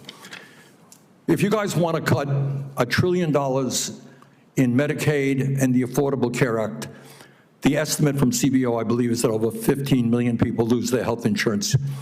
Yale University and the University of Pennsylvania estimated that when you throw that many low-income and working-class people off of health care, some 50,000 people a year will die. Tell me why you think it's a good idea to give tax breaks to billionaires and allow 50,000 low-income and working-class people to die unnecessarily? Senator, first of all, that's overstated by 5.1 million. That is not attributed to this bill. It is simply... It's a combination. That's true. No. You all had a scheduled expiration of Obamacare subsidies, and you did not extend that when you were in charge. 5.1 million. 1.4 million illegal aliens on Medicaid. All right, look, and there are work requirements. And our goal is to get more money to children and mothers. Really? Your goal is to get more money to children, and working people. Really? Come on. Do you know how many people, and I was surprised to hear this, I don't know if you know it or not, how many people lose their jobs every year, quit, get fired or whatever? Do you have any idea? Well, there's something called the quits rate, and so when the job market is strong, more people quit. But yeah, I was surprised that I just researched this. I don't know. Do you happen to know? I don't know the number. I was surprised. Would it be shocking to you? It was to me. 20 million people leave their jobs a year. Doesn't shock you, right? It's a big labor force, right? Yep. So some guy leaves the job, maybe they move, maybe something happens in their lives, right? We have a lot of transition in the labor market, correct? Maybe they get a better job. Right, exactly, maybe they do. Or maybe they have to stay home, their wife gets sick, whatever, we don't know. But 20 million people lose their jobs in a given year, leave their jobs in a given year. Are those people lazy? What happens when I leave my job and maybe I have to move to another state to take care of my ill mother? And I desperately need Medicaid. Am I too lazy now to be able to get Medicaid? I think that's a mischaracterization of the work requirement. Really? Well, I'm not quite so sure it is. I don't, okay. Well, thank you very much, Mr. Chairman. Thank you, Senator. I've been trying to keep everybody right at 5 minutes so that I can get out of here. I was supposed to get to the floor. That's why I was rushing everybody. That's not going to happen. And so I will just take another minute or two with you, Mr. Bessent, before we wrap up. You've received a lot of questions today about the $2.4 trillion score of the CBO. And you've explained very well that the president has raised a number of dollars in tariff revenue, and we ought to be looking at the combined activity, in my opinion, of what the president and the Congress are doing together, including this one big bill, as well as many other actions of the president and Congress. And Senator, if I may for a moment, just to show I also interrupt Republicans, is that the CBO, I am not attacking the people who work at the CBO. Sure. I am attacking their methodology, and the methodology is completely illogical. It assumes baseline growth of 1.7 or 1.8% for the economy, if the tax bill were to expire and we would have the biggest tax increase in history. CBO still believes we're going to grow at 1.8%. I think we could see, there is a chance that we could see something maybe even approaching a double-digit decline. I don't think it would be that severe. On the other side, when we give permanence to this bill, when we reiterate and reinstate the expensing, we get no credit for the acceleration that we are going to see. And so that is why I reject the CBO scoring, that the $2.8 trillion in tariff revenue is, as I told the senator, coincident. Well, thank you. You anticipated my question, and I'm going to just elaborate a little more and then ask you a final characterization here. The CBO does not use dynamic scoring, at least not very well. And as you indicated, in the CBO score that shows a $2.4 trillion deficit, it assumes that the economy is not impacted by the bill. That the bill, I'm reading, by the way, from a CEA report, and I think you're probably familiar with this report. Kevin Hassett is the one that shared it with me. And so I'm reading from the CEA's analysis of this. CBO's current 10-year economic projection assumes real GDP growth will average 1.8% over the next 10 years. Assuming an average growth rate of 3%, however, which is what is, I think, predicted to be a low assumption with regard to what the impact of this bill will be, it implies a $4.1 trillion additional revenue to be collected over that 10-year period. So I guess my question is, if we were to look dynamically rather than statically, and start with the CBO score, that is a static score, and then evaluate it dynamically in terms of what it will do. The CEA says if you just assume a conservative estimate of 3% growth in the economy, that you'll see $4.1 trillion of additional revenue. Could you just comment on that and your observation as to what you think the likely impact of this bill will be if you look at it in terms of what real revenue will start coming to the government? Senator, an acceleration in the growth rate is a game changer and a trajectory changer. And we could start seeing a substantial debt paydown aside from any of the coincident tariff scoring. And my guess is that you then go into a virtuous cycle because as you're paying down debt, the interest rates come down and it would actually be even better. And I worked with CEA on that, and we actually I think did some fairly, I wouldn't call it harsh, but some very regimented modeling in terms of the outcomes and what the other variables would be. So there were people who were pushing for higher growth, there were people who were pushing for lower interest rates, and I think we used very, very realistic assumptions in there. Well, thank you. What I heard you say was you think that the CEA analysis is solid and accurate and maybe conservative. And am I right about that? I think it's extremely robust, and that I think it's important to have upside surprises. So for those who want to continue to quote the CBO score, I think they should at least also acknowledge that there is a dynamic analysis, starting with that score, that shows what the real impact on the economy and the real impact on the deficit will be. And by my math, using the numbers in the CEA report, using the robust and very rugged analysis that they do, it would be a $1.6 trillion or $1.5 or $6 trillion deficit reduction rather than a $2.5 trillion deficit increase. And Senator, other than the many other tragedies of COVID, one of the economic outcomes that was not allowed to happen was when you think about the 100% expensing for the period of President Trump's first term, that you eat the expensing in the front years, but you are really, however you want to say it, cocking the spring, pulling the rubber band back, and then you get the full economic might of the new industrial equipment, the jobs that have been created. So COVID interrupted what I think would have been a very powerful path up because of that expensing, the creation of new capital stock, and the creation of new jobs.